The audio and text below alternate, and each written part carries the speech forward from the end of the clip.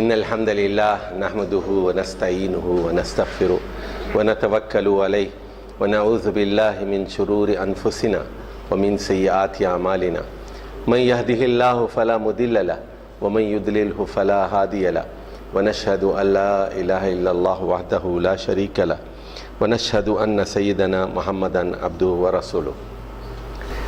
تو ہم ذوالقعدہ کے آخری ایام میں ہیں اس وقت، اور ایک دو دن میں ذوالحجہ کا مہینہ شروع ہونے والا ہے، اور اس سلسلے میں 3 باتیں آپ کے ذہن میں ہونی چاہیے۔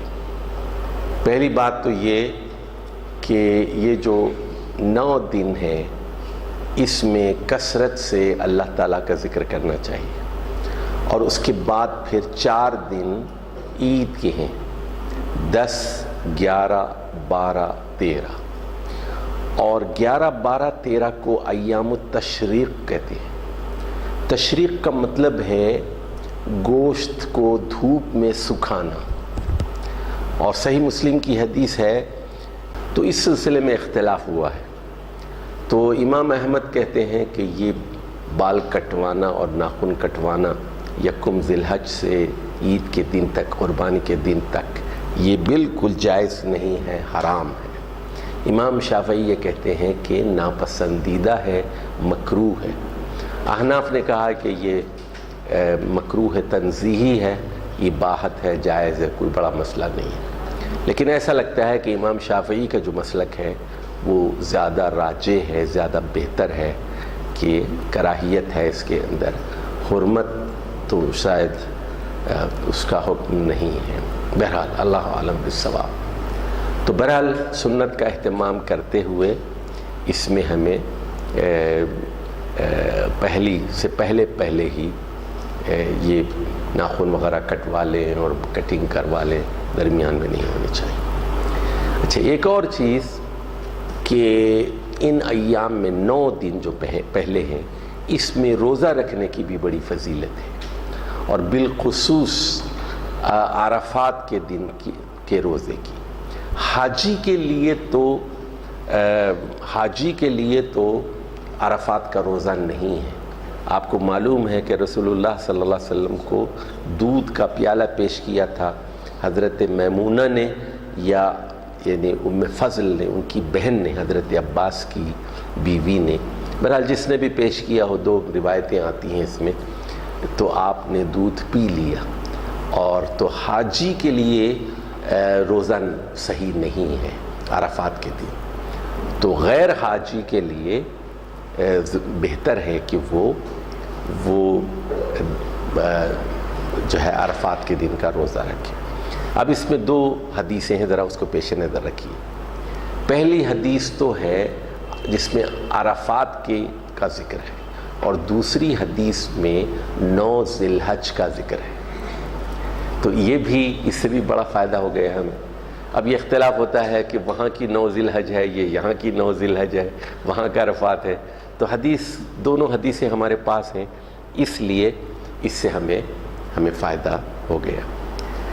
چلیے جی، اللہ کا نام لے کر ہم شروع کرتے ہیں۔ چلیے، تو میں نے جیسا کہا، پہلی بات یہاں دیکھیے، ساتھ ساتھ دیکھتے جائیے۔ ایام تشریق سے مراد جو ہے دھوپ میں گوشت خشک کرنے کے، یعنی گوشت سکھانے کے دن ہے، اور یہ 3 یا 4 دن ہیں، 10، 11، 12 اور 13۔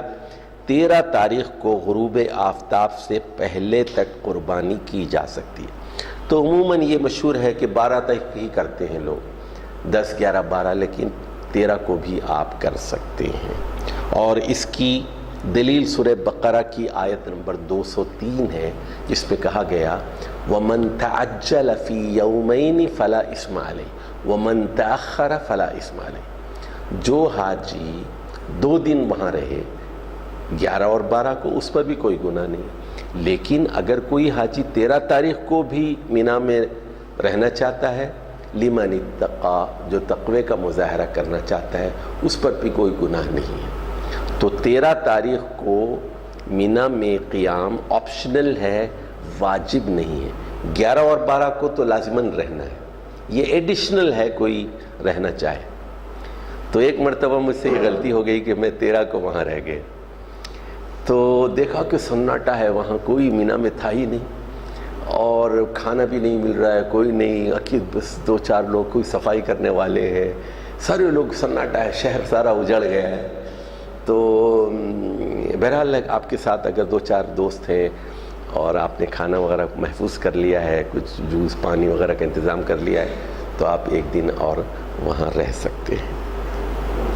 اور یہ بیہقی اور ابن حبان کی حدیث ہے، کل ایام تشریق ذبح، کہ تمام ایام تشریق میں قربانی ہو سکتی ہے، یعنی 10 کو بہتر ہے، اب پہلا دن ہے، اول دن ہے، 11 کو بھی کر سکتے ہیں، 12 کو بھی کر سکتے ہیں، اور 13 کو بھی کر سکتے ہیں، لیکن پہلے دن میں کرنا یہ زیادہ افضل ہے، اس کا زیادہ ثواب ہے۔ اور صحیح مسلم کی جو دوسری حدیث ہے کہ یہ جو میں پڑھ چکا ہوں کہ ایام تشریق کھانے پینے کے دن ہے اور اللہ کو یاد کرنے کے دن ہے، اللہ کو یاد کرنے کے دن ہے۔ اور قرآن مجید میں ہے سورہ بقرہ کی آیت نمبر 203 میں ہی، وَاذْكُرُوا اللَّهَ فِي أَيَّامٍ مَّعْدُودَاتٍ۔ اچھا یہ خیر آپ سے متعلق نہیں ہے، اور آپ سے ہے بھی اور نہیں بھی ہے، کہ جیسا میں نے کہا کہ حاجی ہو یا غیر حاجی ہو، یہ دن ہی کثرت سے اللہ تعالیٰ کو یاد کرنے کی، لیکن وَاذْكُرُوا اللَّهَ، اللہ کو یاد کرو، اللہ کو یاد کرو ان گنے چنے دنوں میں، ایام معدودات، یہ معدودہ دن ہے، چند دن ہے، اس میں اللہ کو یاد کرو۔ اچھا یہ بات دیکھی گئی ہے وہاں، حاجی جیسے ہی سن لیجئے، بڑی آفت ہے، بڑی آفت ہے، بہت برا زمانہ ہے۔ ایک تو طواف کم ہوتا ہے، بات چیت زیادہ ہوتی ہے، موبائل پہ لگے ہوئے ہیں، لوگ سیلفیز بنا رہے ہیں، یہ موبائل بھی ایک بڑی آفت بن گئی، وہی نمائش، وہی ریاکاری۔ اچھا دوسرے لوگ ہوتے ہیں کتابیں پڑھتے رہتے ہیں، وہاں طواف کرتے ہوئے کتابیں پڑھ رہے ہیں، اور یہ سب دیکھیے اس میں اللہ کی یاد نہیں ہوتی۔ اور سب سے بڑی آفت 10 تاریخ کو دیکھنے میں آتی ہے، جیسے ہی رمی کر کے لوگ آتے ہیں اور قربانی کر کے سر منڈواتے ہیں یا بال کترواتے ہیں، اور پاکستانیوں کو آپ دیکھتے ہیں بالخصوص خواتین میک اپ اور لپسٹک کر کے بال کھول کر، وہ سمجھتے ہیں کہ بال دکھانا جائز ہے، اور سارا میک اپ کرنا اور فیشن کرنا، اور ساری خرافات وہاں پر شروع ہو جاتی ہے۔ انا للہ و انا الیہ راجعون۔ تو اور یہاں سنیے گپ شپ غیبتیں، یہ اور وہ 3 دن مینا کے، اللہ یہ کہہ رہا انہا ایام اکل و شرب و ذکر اللہ واذکروا اللہ فی ایام معدودات۔ میں نے فیس بک پر خاص طور پر ایک پیج جو ہے اس بارے میں ڈالا ہے کہ اس میں قرآن مجید کی میں نے 7 آیات نقل کی، 7 آیات قرآن مجید جس میں کہا گیا اللہ کا نام لو، اللہ کا ذکر کرو، اللہ کا ذکر کرو۔ سورہ بقرہ کی آیات اور سورہ حج کی آیات، 2 ہی مقامات پر قرآن میں یعنی حج کا ذکر تفصیل سے آیا ہے، ایک سورہ بقرہ میں، ایک سورۃ الحج میں، اور دونوں جگہ 7 مقامات پر ذکر کی، اللہ کی یاد کی تنبیہ کی گئی ہے۔ تو بدقسمتی سے ہم حج کرتے ہیں لیکن اس میں اللہ کی یاد نہیں ہوتی۔ تو حج کا اصل مقصد جو ہے اللہ تعالیٰ کی یاد ہے۔ چلیے جی اب اس کے بعد آ جائیے، یہ عشرہ ذو الحجہ کی فضیلت، تو حضرت عبداللہ بن عمر کی حدیث ہے کہ اللہ کے نزدیک ان 10 دنوں سے زیادہ عظمت والے دن نہیں ہیں جن کے اعمال اللہ کو محبوب ہوں، لہٰذا ان میں کثرت سے تہلیل، تکبیر اور تحمید کرنا چاہیے۔ تہلیل کا مطلب ہے لا الہ الا اللہ، تکبیر کا مطلب ہے اللہ اکبر، اور تحمید کا مطلب ہے الحمدللہ۔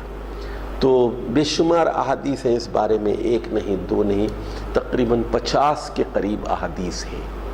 آپ جو ہے کتاب الذکر نکال لیجئے، ترمذی میں کتاب الدعا نکال لیجئے، بخاری میں چلے جائیے، تو الحمدللہ، سبحان اللہ، لا الہ الا اللہ، اللہ اکبر، اور اس کی ترتیب آپ جیسے چاہے الٹ لیجئے، پہلے سبحان اللہ، الحمدللہ، اللہ اکبر کہیے، پہلے اللہ اکبر کہیے، پہلے لا الہ الا اللہ کہیے۔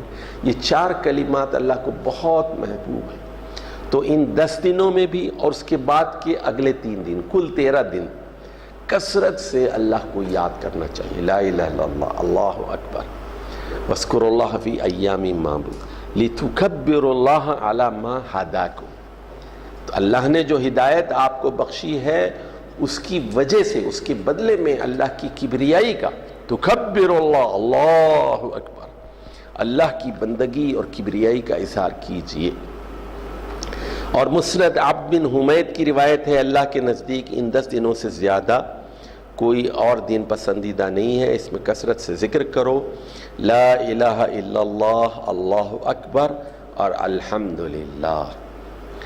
اور صحیح بخاری کی حدیث دیکھیے، ان دنوں کے اعمال جہاد سے بھی زیادہ اللہ کو محبوب ہیں، سوائے اس کے کہ آدمی خوشی خوشی سے اپنے جان و مال کے ساتھ نکلے اور خالی ہاتھ واپس لوٹ آئے۔ یعنی مطلب ہے کہ سب کچھ لٹا کے آ رہا ہے جہاد میں، تو پھر وہ آدمی۔ اچھا، اس میں ذرا غور فرمائیے کہ اللہ تعالیٰ نے جہاد کو حج سے تشبیہ دی ہے اور حج کو جہاد سے تشبیہ دی ہے۔ ان دونوں میں بدنی عبادت کا اہتمام کیا جاتا ہے، اور حج عموماً جوانی میں کرنا چاہیے، بڑھاپے میں کرنے کا مزہ نہیں ہے کیونکہ بہت مشقت لگتی ہے۔ اور میں نے جوانی میں حج کیا تو اس کی لذت آج تک مجھے محسوس ہوتی ہے، اور میں بوڑھا ہو گیا ہوں اور اب مجھ میں اتنی استطاعت نہیں ہے کہ میں، تو ایک مرتبہ تو میں نے کیا یہ تھا کہ ذبح کیا، میرے والد نے کہا مجھے قربانی کا گوشت چاہیے، تو اور میں کھانا چاہتا ہوں قربانی کا گوشت۔ اچھا، والد کی فرمائش تھی، خود اپنے ہاتھ سے ذبح کیا اور خود اس کی کھال نکالی، اور آدھا بکرا، 2 بکرے ذبح کیے، اور اس کے بعد ایک بکرا میں نے اس کو الگ کیا، اس کا آدھا حصہ لے لیا، دوسرے بکرے کا آدھا حصہ لے لیا، دونوں کو اپنے کاندھے پہ باندھ لیا میں نے، اور کوئی 10 میل چلتا رہا، 10 میل چلتا رہا، اور میری زندگی کے وہ مشکل ترین ایام میں سے تھے۔ تو بہرحال والد کا حکم تھا، اللہ مغفرت فرمائے۔ تو جوانی میں یہ آدمی کر سکتا ہے، اتنا چل بھی سکتا ہے، اور دھوپ اور پیاس کی شدت اور گرمی اتنی ہوتی ہے مینا کے اندر، اس طرف بھی پہاڑ اس طرف بھی پہاڑ، حبس کا ایک عالم ہوتا ہے، عوام کا ازدحام ہے۔ تو جوانی میں پھر آپ اپنے خیمے سے کنکریاں مارنے کے لیے جاتے ہیں، پھر مکے کی طرف جاتے ہیں، بسیں نہیں ملتی، بہت سارا حصہ آپ کو پیدل چلنا پڑتا ہے، گرمی اتنی ہے، لیکن بہرحال زبان پر ایک ہی چیز ہے، اللہ اکبر، لا الہ الا اللہ، الحمدللہ۔ اب آ جائیے، چلتے پھرتے بازاروں میں بھی ان 10 دنوں میں اللہ اکبر کہنا چاہیے۔ چنانچہ صحیح بخاری کی حدیث ہے کہ جو عورت ناپاک ہے، حائضہ ہے، وہ بھی عیدگاہ کی طرف جائے اور تکبیرات کہنے والوں میں شامل ہو جائے۔ تو اگرچہ کہ وہ نماز نہیں پڑھے گی، لیکن خطبے میں شریک ہوگی، دعا میں شریک ہوگی عید کے دن۔ اور ایک دوسری روایت میں ہے کہ عید کی نماز عورتیں پڑھیں، اگر اس کے پاس چادر نہیں ہے تو اپنی پڑوسن کی چادر مانگ لیں اور عید کی نماز میں شرکت کریں، اور وہ ناپاک اگر ہے نماز نہ پڑھے لیکن دعا میں شریک ہو جائے اور ذکر کرتی رہے، اللہ اکبر، اللہ اکبر۔ اور حضرت عبداللہ بن عمر اور حضرت ابو ہریرہ کے بارے میں یہ روایت آئی ہے صحیح بخاری کے اندر، یہ کہ ان 10 دنوں میں یہ لوگ مارکیٹ میں نکلتے تھے، بازاروں میں، اور اللہ اکبر کہتے تھے، سارے دکاندار اللہ اکبر، اللہ اکبر، تو بازار گونج اٹھتا تھا اللہ اکبر کی صداؤں سے۔ دیکھیے، بہت ساری سنتیں ایسی ہیں جو مٹ گئی ہیں، اور اس میں کیا ماحول ہوتا ہے جب پوری دنیا کے اللہ سب سے بڑا ہے، امریکہ بڑا نہیں ہے، برطانیہ بڑا نہیں ہے، نیٹو کے فورسز بڑے نہیں ہیں، مغربی طاقتیں بڑی نہیں، اللہ بڑا ہے، سب سے بڑی طاقت اللہ تعالیٰ کی۔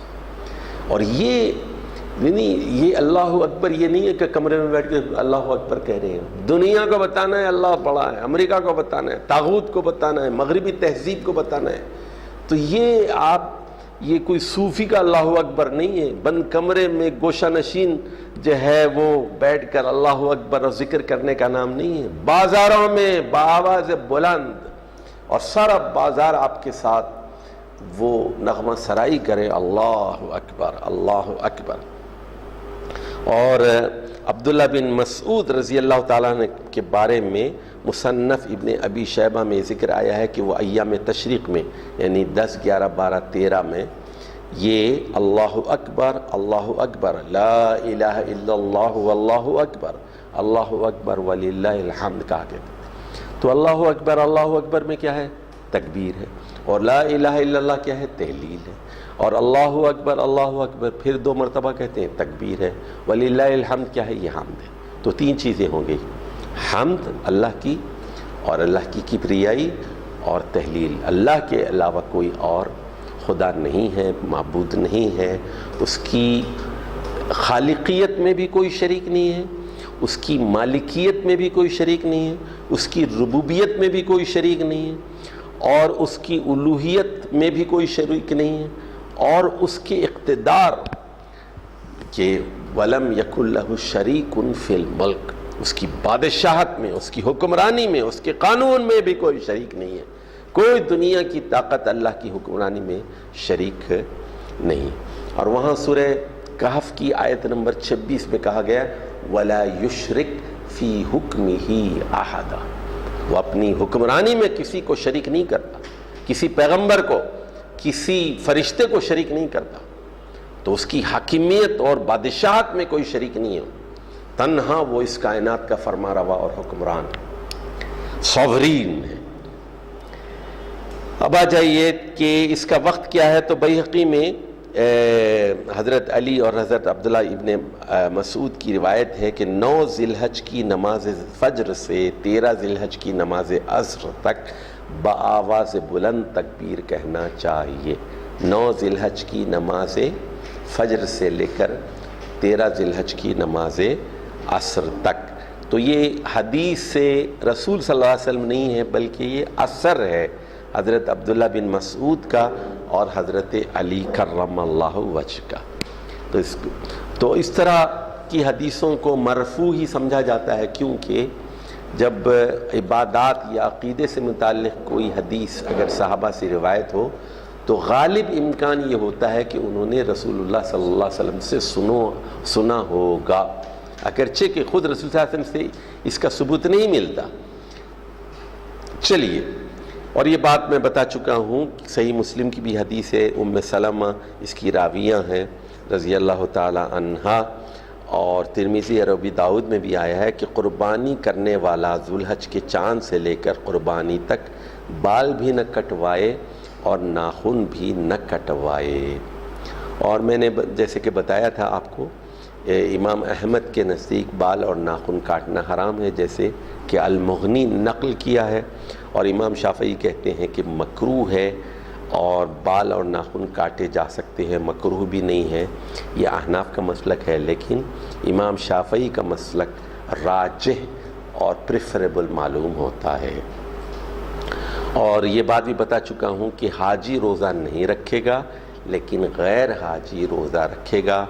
صوم یوم عرفہ یکفر سنتین، رسول اللہ صلی اللہ علیہ وسلم نے فرمایا کہ عرفات کے دن کا روزہ 2 سالوں کے گناہوں کو مٹا دیتا ہے، محو کر دیتا ہے. یکفر سنتین، اور یہاں گناہ سے مراد کیا ہے؟ چھوٹے گناہ ہے، گناہ صغیرہ ہے، کبیرہ مراد نہیں ہے اس سے.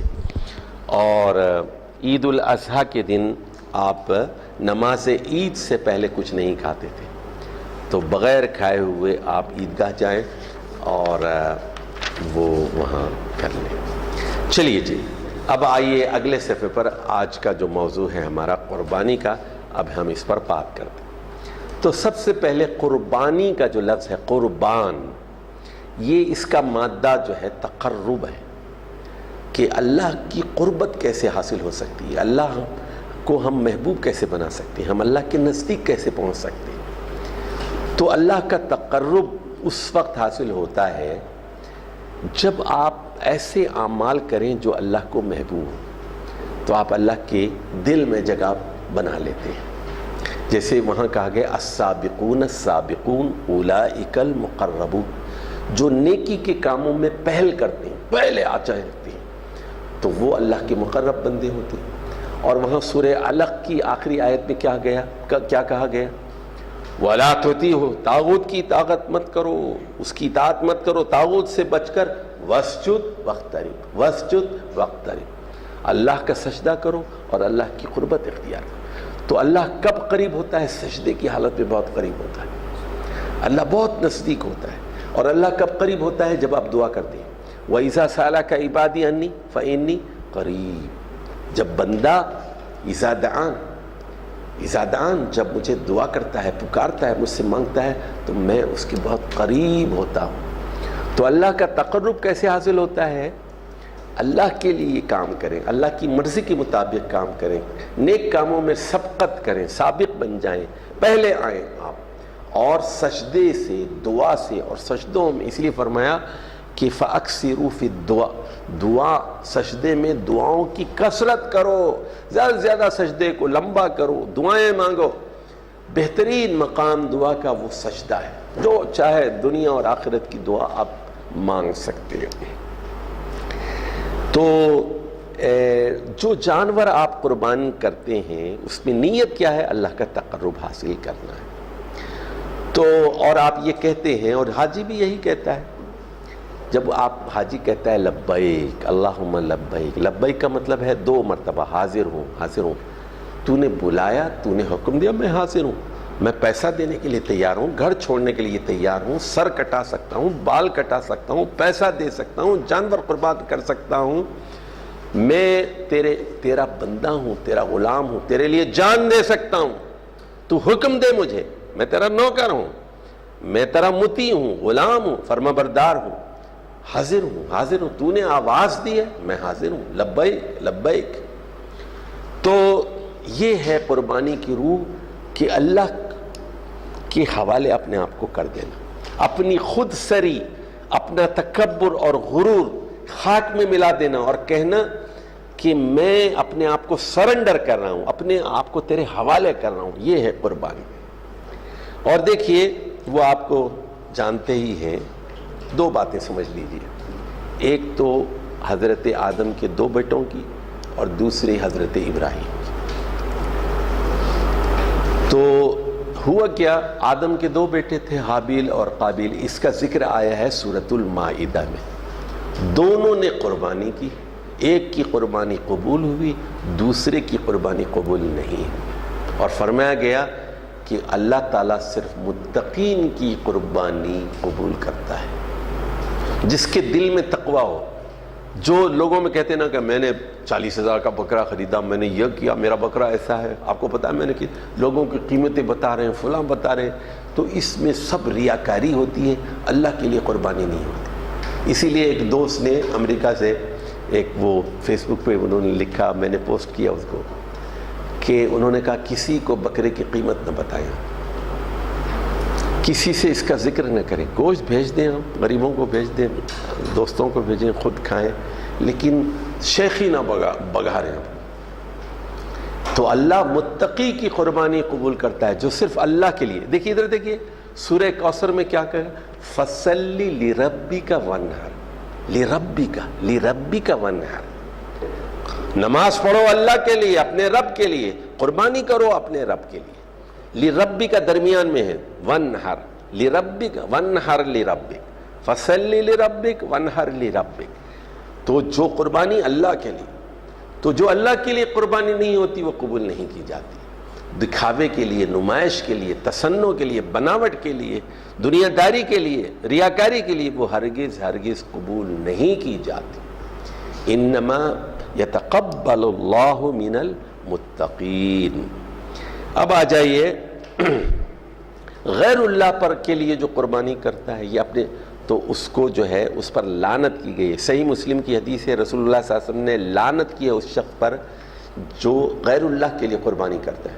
غوث اعظم کے لیے قربانی کر رہا ہے، اب جعفر صادق کے لیے قربانی کر رہا ہے، داتا صاحب کے لیے کر رہا ہے، بری امام پہ جا کے کر رہا ہے قربانی، گولڑا شریف میں کر رہا ہے۔ تو ان لوگوں پر جو غیر اللہ کے لیے ذبح کرتے ہیں جانوروں کو، اور قرآن میں بھی اس کا ذکر ہے، وَمَا ذُبِحَ عَلَى النُّصُبِ، وَمَا ذُبِحَ عَلَى النُّصُبِ، اور جو جانور آستانوں پر نصب کے اوپر ذبح کیا جاتا ہے وہ بھی حرام ہے۔ یہاں آپ کریں اور غیر اللہ کے نام سے کریں، عبد القادر جیلانی کے نام سے، قربانی حرام. اور وہاں جا کے کریں آستانے پہ، وہاں اللہ کے نام سے بھی کریں گے، بسم اللہ اللہ اکبر، تب بھی حرام. وہاں جا کے کیوں کر رہے ہیں آپ؟ اس نصب پہ آستانے پہ جا کے کیوں کر رہے ہیں؟ تو یہ قرآن مجید کی دو باتیں ذہن میں رکھ لیجیے. تو اب آئی جائیے، ایک کی قربانی قبول ہوئی، دوسرے کی نہیں ہوئی. اب آ جائیے، حضرت ابراہیم کو اولاد نہیں ہوئی، شادی کی انہوں نے تو بیگم ان کی سارہ تھی، بیوی سے اولاد نہیں ہوئی. پھر حضرت ہاجرہ ان کی دوسری بیگم یا لونڈی تھی، مصر کی تھیں، اور ان سے پھر 86 سال کی عمر میں بڑھاپے میں ان کو اولاد ہوئی.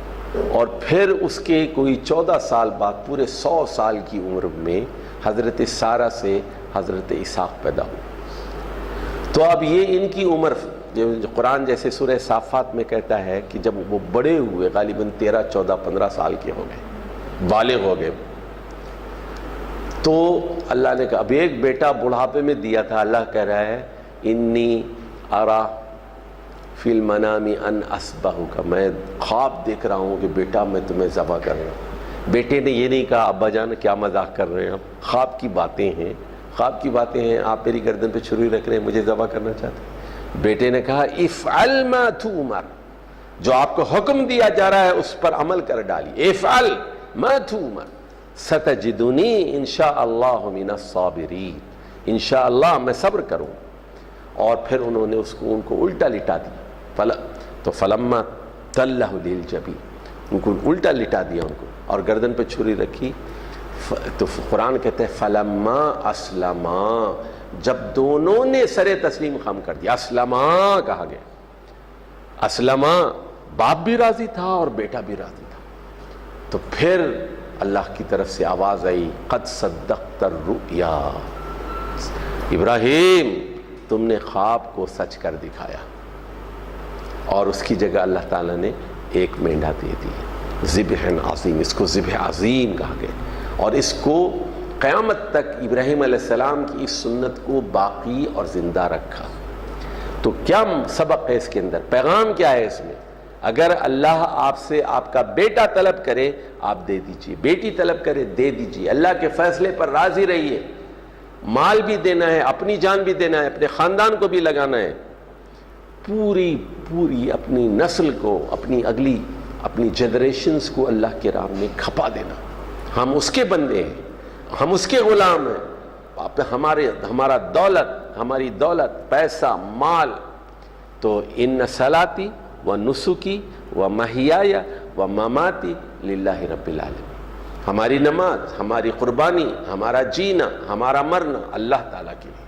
تو یہ ہے پیغام حضرت ابراہیم علیہ السلام کی قربانی کا. تو ہم ہر چیز دینے کے لیے تیار ہیں، وی آر ریڈی.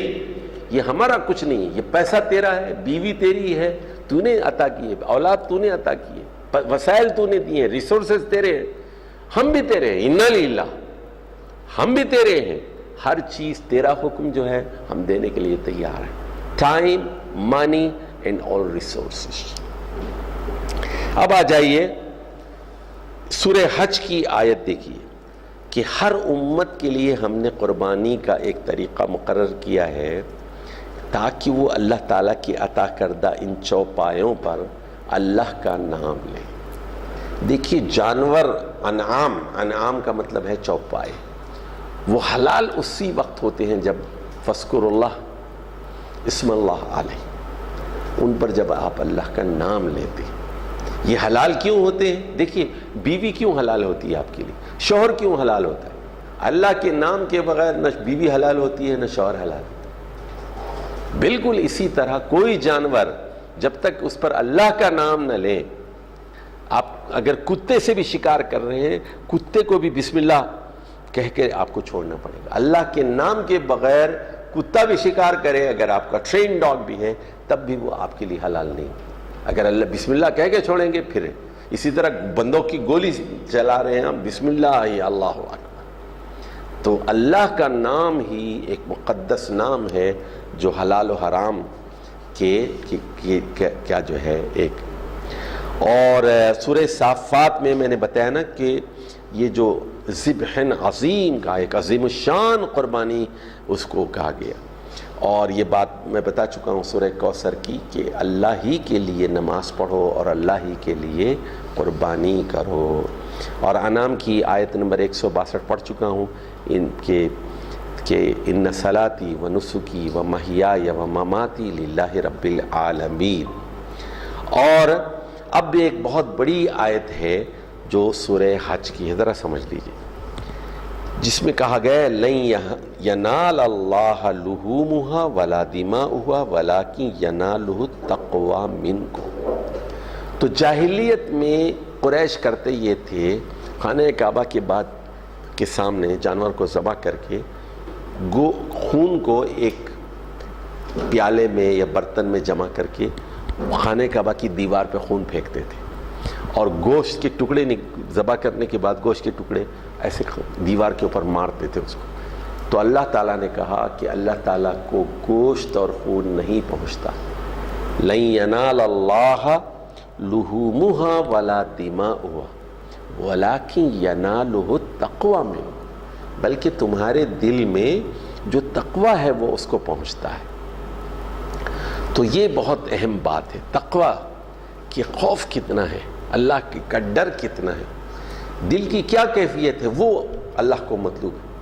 دیکھیے زبان نہیں، اسی لیے میں اکثر یہ کہا کرتا ہوں کہ لوگ حج کے لیے جاتے ہیں، عمرے کے لیے جاتے ہیں، طواف کرتے ہیں نا، کتابیں پڑھ رہے ہیں، پہلا چکر کی دعا، دوسرے چکر کی دعا. مولوی بھی چکر پہ چکر دیتے ہیں، کوئی پہلے چکر نہ دوسرے چکر کی دعا ہے، نہ تیسرے چکر کی ہے، نہ چوتھے چکر کی ہے، سمجھے، کتاب لے کے بیٹھے. اللہ کے بندو، اللہ کو یاد کرو، اللہ کو یاد کرو، استغفر اللہ کرو، اللہ اکبر کرو، یا اللہ معاف کر دے، دوزخ کی آگ سے بچا، قبر کی عذاب سے بچا. اللہ کا ذکر کرو طواف میں. کتاب لے کے جا رہے ہیں ہم، کتاب پڑھنے کے لیے جا رہے ہیں ہم، کتاب پڑھ کے کس کو سنا رہے ہیں؟ تو لپ سروس چاہیے اللہ کو؟ نہیں، آپ کا دل چاہیے. آپ کا دماغ کیا ہے؟ آپ کی آنکھوں میں آنسو ہے یا نہیں؟ اپنے گناہوں پر ندامت اور شرمساری ہے کہ نہیں؟ تو یہ عبادت کی روح کو سمجھنا بہت ضروری ہے، قربانی کی روح کو سمجھنا بہت ضروری ہے. تو یہ کیا ہے؟ اللہ کی کبریائی کا کہ ہم اللہ کے لیے تیار ہیں، غریبوں کو بھی دیں گے. اب آ جائیے کہ اس میں نے یہ آیت پڑھ کے سنائی کہ متقین کی قربانی ہی قبول کی جاتی ہے، اور رزق حرام سے اور اللہ کی نافرمانی سے بچنے والوں کی قربانی اللہ تعالیٰ قبول فرماتا ہے. اور صحیح مسلم کی حدیث ہے ان اللہ طیب، اللہ تعالیٰ پاک ہے اور پاک کے علاوہ کوئی اور چیز قبول نہیں کرتا. یعنی رشوت کی قربانی قبول نہیں کرتا، سود کے پیسے کی آمدنی کی قربانی قبول نہیں کرتا. جو خیرات آپ کرتے ہیں اللہ پاک ہے، پاک چیزوں کو قبول کرتا ہے. حرام آمدنی، جھوٹ سے، فراڈ سے، دھوکہ دہی سے آپ جو دولت جمع کرتے ہیں، اس سے قربانی آپ کرتے ہیں، اس کو اللہ تعالیٰ قبول نہیں کرتا. یہ اصول سمجھ لیجیے. تو وہ جو میکاویلی نے کہا نا کہ اینڈس جسٹیفائی مینس، تو اسلام میں ایسا بالکل نہیں. تو the ends have to be pure and means have to be pure. آپ کی مقاصد بھی اعلیٰ اور عرفہ ہوں اور آپ کا طریقہ کار بھی صحیح ہو. اور وہ آپ نے صحیح مسلم کی حدیث مشہور و معروف سنی ہی ہوگی کہ ایک آدمی ہے، مسافر ہے، اور اشعث، بال بکھرے ہوئے، اخبر، غبار آلود ہے، یعنی دھول میں اٹا ہوا ہے، مسافر ہے. کہتا ہے یا ربی یا ربی، اے اللہ کہتا ہے. مسافر کی دعا مقبول ہے، مردود نہیں ہوتی، وہ رد نہیں کی جاتی. لیکن وَمَطْعَمُهُ حرام وَمَشْرَبُهُ حرام وَغُذِيَ بِالْحَرام، اس کا لباس حرام کا ہے، اس کی غذا حرام کی ہے، اس کا پینا حرام کا ہے، اور اس کا جسم حرام سے بنا ہے، اس کا گوشت بنا ہے حرام کی آمدنی سے. فَأَنَّا يُسْتَجَابُ لِذَلِكَ، اللہ فرماتا ہے کہ میں کیسے اس کی دعا قبول کروں؟ اس کے کپڑے حرام کے ہیں، اس کا کھانا حرام کا ہے، اس کا پینا حرام کا ہے، اور اس کا خون اور گوشت حرام آمدنی سے ہے، میں کیسے اس کی دعا قبول کروں؟ تو دعا کی قبولیت کے لیے حلال رزق کا ہونا بہت ضروری ہے، اور بالکل اسی طرح قربانی پاک مال کی قبول کی جاتی ہے، حرام مال کی قربانی قبول نہیں کی جاتی۔ اب آ جائیے کہ یہ ترمذی کی حدیث ہے، اگرچہ کہ ضعیف ہے، قربانی تمہارے باپ ابراہیم کی سنت ہے، سنت ابیکم ابراہیم، اور ہر بال اور ہر اون کے بدلے اس کا ثواب ملتا ہے۔ تو یعنی ابراہیم علیہ السلام کی سنت ہے یہ، اس جذبے کو ہم بیدار کرتے ہیں، وہ اسپرٹ ہے۔ اسپرٹ کیا ہے؟ گیونگ، ایثار، بیٹے کو بھی دینے کے لیے تیار ہیں ہم سنیے، اپنے بیٹے کو عربی زبان نہیں سکھانا چاہتے، ہم اس کو شیکسپیئر پڑھانا چاہتے ہیں، ورڈسورتھ پڑھانا چاہتے ہیں، لیکن ہم عربی اور قرآن نہیں پڑھانا چاہتے۔ بیٹی کی قربانی نہیں چاہتے ہیں، بیٹی کی قربانی نہیں چاہتے، اللہ کی راہ میں بیٹوں کو نہیں دینا چاہتے، بیٹیوں کو نہیں دینا چاہتے۔ تو قربانی کا کیا مطلب ہے؟ یعنی sacrifice of time and money and all resources. اب آ جائیے، اس پر اجماع ہے، ابن القیم نے بھی یہی بات لکھی ہے، ابن قدامہ نے المغنی میں بھی یہ بات لکھی ہے کہ تمام مسلمانوں کا اس پر اجماع ہے کہ یہ ایک مشروع چیز ہے، قرآن اور حدیث سے ثابت ہے۔ اچھا، اب سوال یہ ہے کہ قربانی واجب ہے یا سنت مؤکدہ ہے؟ تو احناف یعنی حنفی یہ کہتے ہیں کہ ہر صاحب استطاعت پر یہ واجب ہے، واجب ہے، اور وہ یہ کہتے ہیں کہ جس پر زکوٰۃ واجب ہے یا صدقہ فطر واجب ہے اس پر قربانی واجب ہے، اور وہ یہی کہتے ہیں کہ زکوٰۃ میں اور قربانی میں دو چیزوں کا فرق ہے بنیادی طور پر۔ زکوٰۃ کی کنڈیشن یہ ہے کہ مال جب 1 سال تک رہے، یعنی 7.5 تولے سونا جو اباؤٹ 4 لاکھ روپے کے برابر بنتا ہے، تو 4 لاکھ روپے آپ کے پاس پورے 355 ڈیز قمری سال کے مطابق اگر آپ کے پاس رہتے ہیں 355 ڈیز، پھر زکوٰۃ فرض ہو جاتی ہے آپ کے اوپر۔ 350 ڈیز ہو جائے یعنی 1 سال سے کم ہو رہے پھر زکوٰۃ واجب نہیں۔ لیکن قربانی کے لیے 1 سال کی شرط نہیں ہے، عید کی سے پہلے یا عید کے دن بھی پیسے آ جائیں، آپ جانور خریدیں اور قربانی کریں۔ ایک تو یہ فرق ہو گیا۔ دوسرا فرق یہ ہے، دوسرا فطرانے کے لیے، کہ قربانی جو ہے وہ فطرہ جو ہے آپ اپنے زیر کفالت تمام افراد کی طرف سے دیتے ہیں، اور قربانی بھی آپ اپنے گھر والوں کی طرف سے دے سکتے ہیں۔ آگے پھر میں بتاؤں گا کہ رسول اکرم صلی اللہ علیہ وسلم نے اپنی بیوی کی طرف سے بھی قربانی دی ہے، بیوی کی طرف سے، بیویوں کی طرف سے دی ہے، وہ آگے میں بتاؤں گا۔ تو اب یہاں دیکھیے ان کا استدلال ہے، ابن ماجہ کی حدیث ہے، یہ صحیح ہے، من وجد سعۃ، جس کے پاس کشادگی ہے، گنجائش ہے، فلم یضحی فلا یقربن مصلانا، اور اس نے قربانی نہیں کی تو وہ ہماری عیدگاہ کی طرف نہ آئے، ہمارے مصلی کی طرف نہ آئے۔ جس کو اللہ نے کشادگی عطا کی ہے اس کے باوجود وہ قربانی نہیں کرتا، وہ ہماری عیدگاہ کی طرف نہ آئے۔ تو اس حدیث میں جو سخت الفاظ ہیں اس سے احناف نے یہ کہا ہے کہ قربانی واجب ہے، واجب ہے۔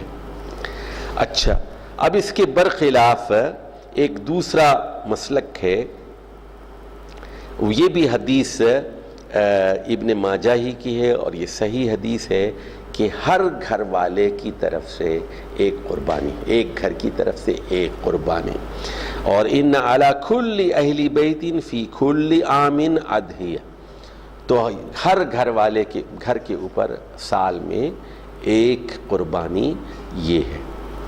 تو احناف تو اس کو واجب کہتے ہیں، لیکن اس کے برخلاف امام مالک، امام شافعی، امام احمد، امام ابن حزم اور جمہور میجورٹی کے نزدیک یہ سنت مؤکدہ ہے، یعنی سنت ابراہیمی بھی ہے، مؤکدہ کا مطلب ہے تاکید ہے اس کی، اور اس کا حکم یہ ہے سنت مؤکدہ وہ سنت ہے اگر آپ یہ نہیں کریں گے تو قیامت کے دن اس پر آپ سے باس پرس ہوگی۔ اس کو سنت مؤکدہ کو سنت راتبہ بھی کہتے ہیں۔ مؤکدہ کا مطلب ہے ایمفسائز سننا ہے، اور راتبہ کا مطلب ہے ریگولر سننا، یعنی رسول اللہ صلی اللہ علیہ وسلم نے ہمیشہ کیا ہے اور بہت کم اس کو ترک کیا ہے۔ اس سے ریگولر اسٹیبلش سننا ہے، اور یلوم یعنی قیامت کے دن نہ کرنے والے کو، چھوڑنے والے کو ملامت کی جائے گی۔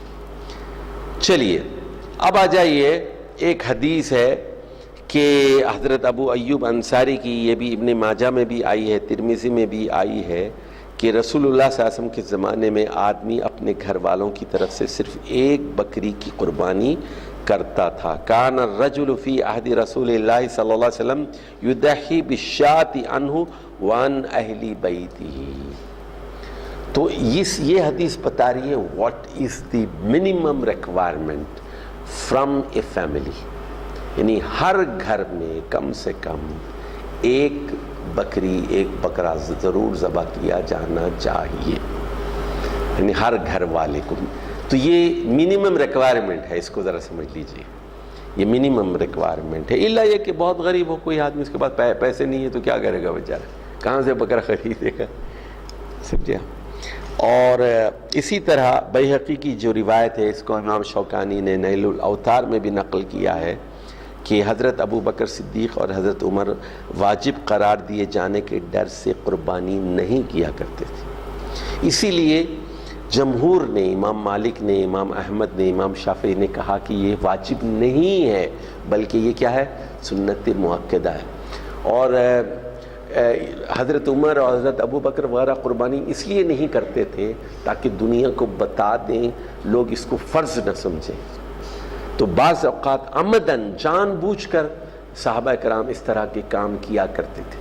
جیسے مثال کے طور پر حضرت عمر نے جمعے کے دن سورہ نجم کی تلاوت کی، اور اس میں آیت سجدہ جب آئی تو سجدہ کی، پھر اگلے جمعے کو پھر آپ نے سورہ نجم پڑھی اور سجدہ نہیں کیا، اور یہ بتانے کے لیے کہ سجدہ تلاوت فرض نہیں ہے۔ ایک مرتبہ آپ نے سجدہ کیا اور اگلے جمعے آپ نے سجدہ نہیں کیا، پہلے جمعے بھی سورہ نجم کی تلاوت کی اور دوسرے جمعے بھی سورہ نجم کی تلاوت کی۔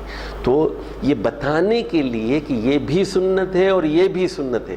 دیکھیں صحابہ کرام کتنے باریک بھی تھی، میٹیکولس تھے وہ لوگ، چھوٹی چھوٹی باتوں کو سمجھانے کا ان کا ایک انداز تھا ان کا، اور اس میں کیا ہے، امت کے لیے اس میں ایک بڑی سہولت ہے۔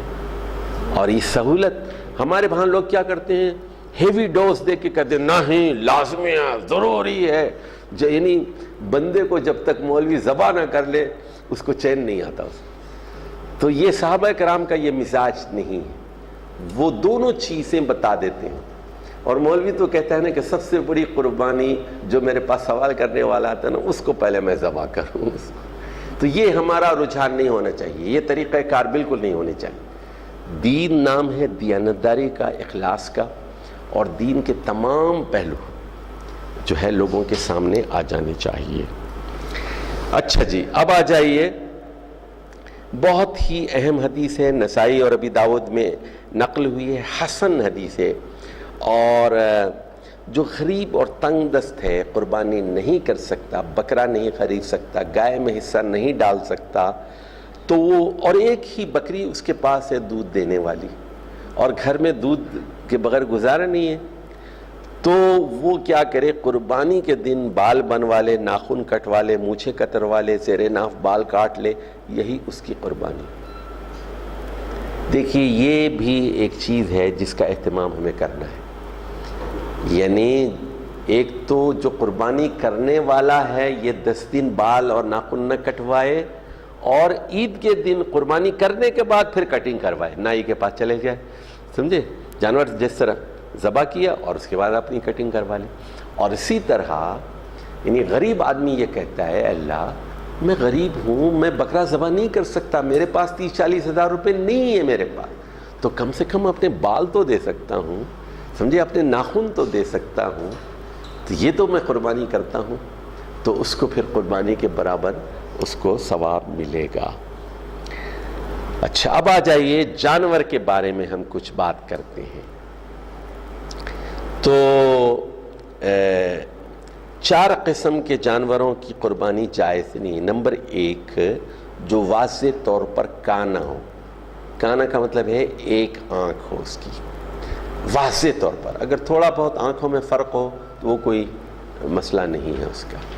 دوسری چیز یہ ہے کہ وہ مریض ہو، بالکل اپیرنٹلی، یعنی ڈسٹنکٹلی معلوم ہو رہا ہے کہ بیمار ہے اور معلوم ہو جاتا ہے۔ اور تیسری چیز ہے کہ لنگڑا ہو اور لنگڑا کے چل رہا ہو، بالکل، یہ نہیں کہ شک ہوئے، لنگڑا ہونے کا شک ہے وہ اور چیز، واضح طور پر لنگڑا ہے، کرسٹ معلوم ہے آپ کو۔ اسی طرح چربی سے خالی ہے، بالکل مریل، اس میں کچھ نہیں ہے، بالکل دبلا پتلا، تو یہ نہیں ہونا چاہیے، یعنی ایک آنکھ والا نہ ہو، بیمار نہ ہو، مریل اور کمزور نہ ہو، اور لنگڑا نہ ہو۔ یہ 4 قسم کے جانوروں کی قربانی نہیں ہو سکتی۔ اچھا، اور دوسری روایت میں ہے کہ لاغر اور کمزور، عجفہ نہ ہو، مریل اور دبلا پتلا نہ ہو، چربی سے بالکل خالی نہ ہو، تو اچھا جانور ہو، موٹا تازہ ہو، دیکھ سمجھ کر آپ لیجیے۔ اور ابو داؤد کی حدیث ہے کہ رسول صلی اللہ علیہ وسلم نے آنکھ اور کان کو اچھی طرح دیکھنے کا حکم فرمایا۔ اچھا، ذرا یہ بات بتاتا ہوں، تو یہ عرب کرتے یہ تھے کہ جب بتوں کے نام سے یہ جانور وقف کرتے تھے تو وہ ایک خاص طریقے سے کاٹتے تھے، اس کو اسٹار بنا دیا، کٹ لگا دیا، 2 کٹ لگا دیے، 3 کٹ لگا دیے، جانور کو کاٹ دیتے تھے۔ اس کا مطلب یہ ہے کہ یہ لات کے نام سے وقف ہے، فلاں کے نام سے وقف ہے، یہ فلاں آستانے پہ جائے گا، یہ چڑھاوے کے لیے، غیر اللہ کے لیے وقف کر دیتے تھے اس کو۔ تو پھر ایسا جانور جس میں شرک کی آمیزش ہو، یہ جائز نہیں ہے، تو بالکل اچھے سے اچھی چیز اللہ کی راہ میں قربان کی جانی چاہیے، سالم چیز۔ اور ابن ماجہ کی ایک ضعیف حدیث ہے کہ جانور کے سینگ اور کان کٹے ہوئے نہ ہو، تو بعض علماء نے یہ کہا ہے کہ 1/3 تک اگر کٹے ہوئے ہوں تو رخصت ہے۔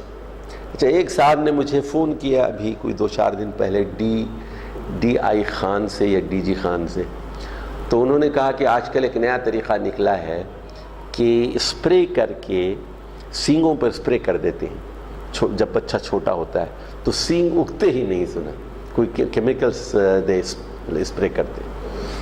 میں نے کہا ٹھیک ہے، اگر سینگ نہیں اگتے اس کے تو ٹھیک ہے۔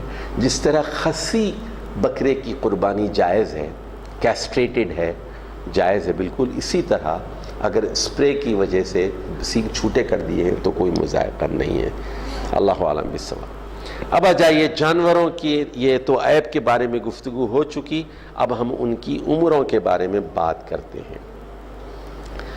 تو دمبا یا دمبی 6 مہینے اور سال کے درمیان ہو، اس سے بڑا ہو سکتا ہے، کم سے کم 6 مہینہ، یعنی اگر if it is a lamb، Damba دمبی یعنی، اور بکرا یا بکری 1 سال پورا کر کے دوسرے سال میں داخل ہو چکی، کمپلیٹ 1 ایئر، اور گائے یا بیل جو ہے 2 سال پورے کر کے تیسرے میں داخل ہو چکے، اور اونٹ یا اونٹنی کے لیے 5 سال کے لیے۔ تو صحیح مسلم کی حدیث ہے لا تسبحوا الا مسنہ، مسنہ کا مطلب ہے دانتوں والا، ذبح مت کرو مگر یہ کہ جانور دانتوں والا ہو، مسنہ، الا ان یعصرہ علیکم فتسبحوا جزء من الدان، تو جزء تو کہتے ہیں دمبے کو، اگر تمہیں دشوار ہے بہت ہے تو پھر وہ جو ہے بھیڑ میں سے یعنی لیم میں سے آپ کر سکتے ہیں، دمبے میں سے آپ کر سکتے ہیں۔ تو مسنہ جانور ہی کو ذبح کرو، اگر دشواری ہو تو پھر دمبے کا بچہ ذبح کر لو۔ تو مسنہ دانتوں والا، سن دانت کو کہتے ہیں، مسنہ کا مطلب ہے کہ جو ہے وہ جانور جس کے دانت گر چکے ہیں اور نئے دانت آ رہے ہیں۔ تو یہ تجربے سے عربوں نے یہ بات قائم کی ہے کہ بکرے کے دانت جو ہیں وہ ایک پورے سال کے بعد بکرے کے دانت گر کے نئے دانت آتے ہیں، اور بیل کے 2 سال کے بعد گرنے کے پھر نئے دانت آتے ہیں، اور اونٹ کے جو ہے 5 سال کے بعد دانت گرتے ہیں، اور جزع تو جو ہے وہ ہے جو 6 سال کی عمر کا ہے، لیکن اس کے دانت نہ بھی گرے ہوں تو کوئی مسئلہ نہیں ہے، دودھ کے دانت ہوں دمبے کے لیے تو پھر ان کی اجازت ہے۔ اب آ جائیے وہ اب حضرت ابو ایوب انصاری کی حدیث ہم پہلے بیان کر چکے ہیں، تو کہ منیمم کی ہم نے بات کی ہے، تو رسول اللہ صلی اللہ علیہ وسلم کے زمانے میں آدمی اپنے اور اپنے گھر والوں کی طرف سے صرف ایک قربانی کیا کرتا تھا، یہ ابن ماجہ کی حدیث ہے۔ اب آ جائیے 2 بھی کر سکتے ہیں، یعنی یہ تو منیمم کی بات ہوئی نا، آپ اپنی طرف سے 2 کر سکتے ہیں، کوئی مسئلہ نہیں، پیسے ہیں آپ کے پر 2 کیجئے۔ اور رسول اللہ صلی اللہ علیہ وسلم نے 2 موٹے تازہ کبشین عظیمین سمینین اقرنین املحین موجوعین، تو وہ موٹے تازے تھے، سینگوں والے تھے، کالے تھے، خسی تھے، اور مینڈھے خریدتے، ایک امت کی طرف سے ذبح کرتی اور ایک آل محمد کی طرف سے۔ اب سنیے، ایک اپنے خاندان والوں کی طرف سے، ایک امت کی طرف سے ذبح کرتے تھے، 2 تگڑے خسی مینڈھے، 2 دمبے، تو ایک سے زیادہ کر سکتے ہیں آپ۔ اچھا، اسی طرح دیکھیے ابو داؤد کی حدیث ہے، اور پہلی حدیث تو صحیح مسلم کی تھی، اور آپ نے دعا کی اللہم ھذا عنی وعمن لم یضحی من امتی، اے اللہ یہ میری طرف سے قربانی ہے اور یہ دوسری جو ہے یہ ان لوگوں کی طرف سے ہے جن لوگوں نے میری امت میں سے قربانی نہیں کی ہے، ان کی طرف سے یہ میں قربانی دے رہا ہوں۔ اچھا، اب آ جائیے رسول اللہ صلی اللہ علیہ وسلم 2 صحت مند فربا اور سینگوں والے مینڈھے قربان کیا کرتے تھے، صحیح بخاری کی حدیث، 2 صحت مند فربا سینگوں والے مینڈھے۔ اور حضرت انس سے صحیح بخاری میں روایت ہے کہ وہ 2 مینڈوں کی قربانی کیا کرتے تھے رسول اللہ صلی اللہ علیہ وسلم، خادم رسول ہے، 10 سال تک حضرت انس بن مالک نے رسول اللہ صلی اللہ علیہ وسلم کی خدمت کی ہے، اور تو وہ یہ کہتے ہیں کہ 2 کی کرتے تھے۔ اچھا، اب آ جائیے صاحب حیثیت آدمی اس سے زیادہ بھی کر سکتا ہے، جیسے آخری حج کے موقع پر 100 اونٹوں کی قربانی کی اور 63 اونٹ، سنیے رسول اللہ صلی اللہ علیہ وسلم کی عمر اس وقت کتنی تھی؟ 63 ایئرس، 63 ایئرس، اور آپ کتنے ہیلدی تھے، 63 اونٹ اپنے ہاتھ سے ذبح کیے۔ اس کے بعد عمر بھی 63 تھی، اور 63 کرتے ہوئے آدمی کتنے تھک جاتا ہے سوچ لیجیے آپ، 63۔ اس کا مطلب کیا ہے؟ آدمی کو مرد ہونا چاہیے، مرد ہونا چاہیے، سمجھے؟ اور اس کے بعد جو 37 بچے ہوئے تھے، حضرت علی سے کہا کہ تم ان کو، تو آپ کے پاس ہے صاحب استطاعت ہے، 100 بھی قربانی کر سکتے ہیں، 100 جانور بھی کر سکتے ہیں، تو ایک منیمم بھی ہے، ایک میکسیمم بھی ہے، جھگڑنے کی کوئی بات نہیں ہے۔ لیکن ہم لوگوں میں ایک عادت ہو گئی ہے، ہمارا ایک علمی انداز نہیں ہوتا، ایک علمی انداز ہوتا ہے نا، ایک اسکالرلی ایٹیٹیوڈ ہونا چاہیے آپ کا۔ تو instead of scholarly attitude, learning attitude, ہمارا ایٹیٹیوڈ کیا ہے؟ بحث کرنا، تکرار کرنا، اور سمجھے عقیدے میں آپ بڑے کمزور ہیں، لیکن چھوٹے فقہی معاملات میں بہت سختی دکھاتے ہیں، حالانکہ معاملہ بالکل الٹا ہونا چاہیے، عقیدے میں سخت ہونا چاہیے آپ کو، اور فقہی معاملات میں کیا ہونا چاہیے؟ You have to be lenient and flexible, کیونکہ ایک سے زیادہ اس میں رائے کی گنجائش ہوتی ہے۔ یہ معاملات ایسے نہیں ہیں کہ اس میں 2 اور 2 4 کی طرح ہوتے ہیں، ایسا نہیں ہوتا۔ تو یہ صحیح مسلم کی حدیث ہے کہ رسول اکرم صلی اللہ علیہ وسلم نے 63 اونٹ اپنے ہاتھ سے ذبح کیے۔ اچھا جی، اب آ جائیے کہ گائے اور اونٹ میں کتنے لوگ شریک ہو سکتے ہیں؟ تو صحیح مسلم کی حدیث یہ ہے کہ اونٹ اور گائے کی قربانی میں 7 افراد شریک ہو سکتے ہیں، 7۔ لیکن ایک روایت ہے ابن ماجہ کی، حضرت عبداللہ بن عباس اس کے راوی ہیں، کہ رسول اللہ صلی اللہ علیہ وسلم کے ساتھ سفر میں صحابہ نے ایک اونٹ میں 10 لوگوں کا حصہ بنائے، تو ایک اونٹ میں 10 حصے بھی ہو سکتے ہیں، اس سے کم بھی ہو سکتے ہیں، 7 کے بجائے 6 حصے بھی ہو سکتے ہیں، 5 بھی ہو سکتے ہیں، سمجھے، کوئی مسئلہ نہیں۔ ایک آدمی 2 حصے لے لے یا 5 حصے کر لیں اور 5 گوشت 5 میں تقسیم کر لیں، آپ کا کوئی مسئلہ نہیں ہے اس میں۔ تو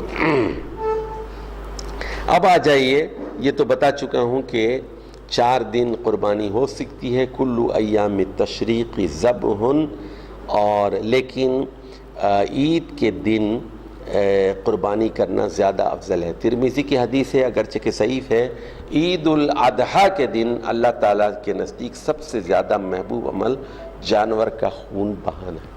اچھا، حاجی کے لیے بھی سن لیجئے، قرآن مجید یہ کہتا ہے کہ 10 تاریخ 10 ذی الحج، اس کو اللہ نے کہا یوم حج الاکبر، یوم حج الاکبر۔ 10 تاریخ کو کیا کہا گیا؟ حج اکبر کا دن۔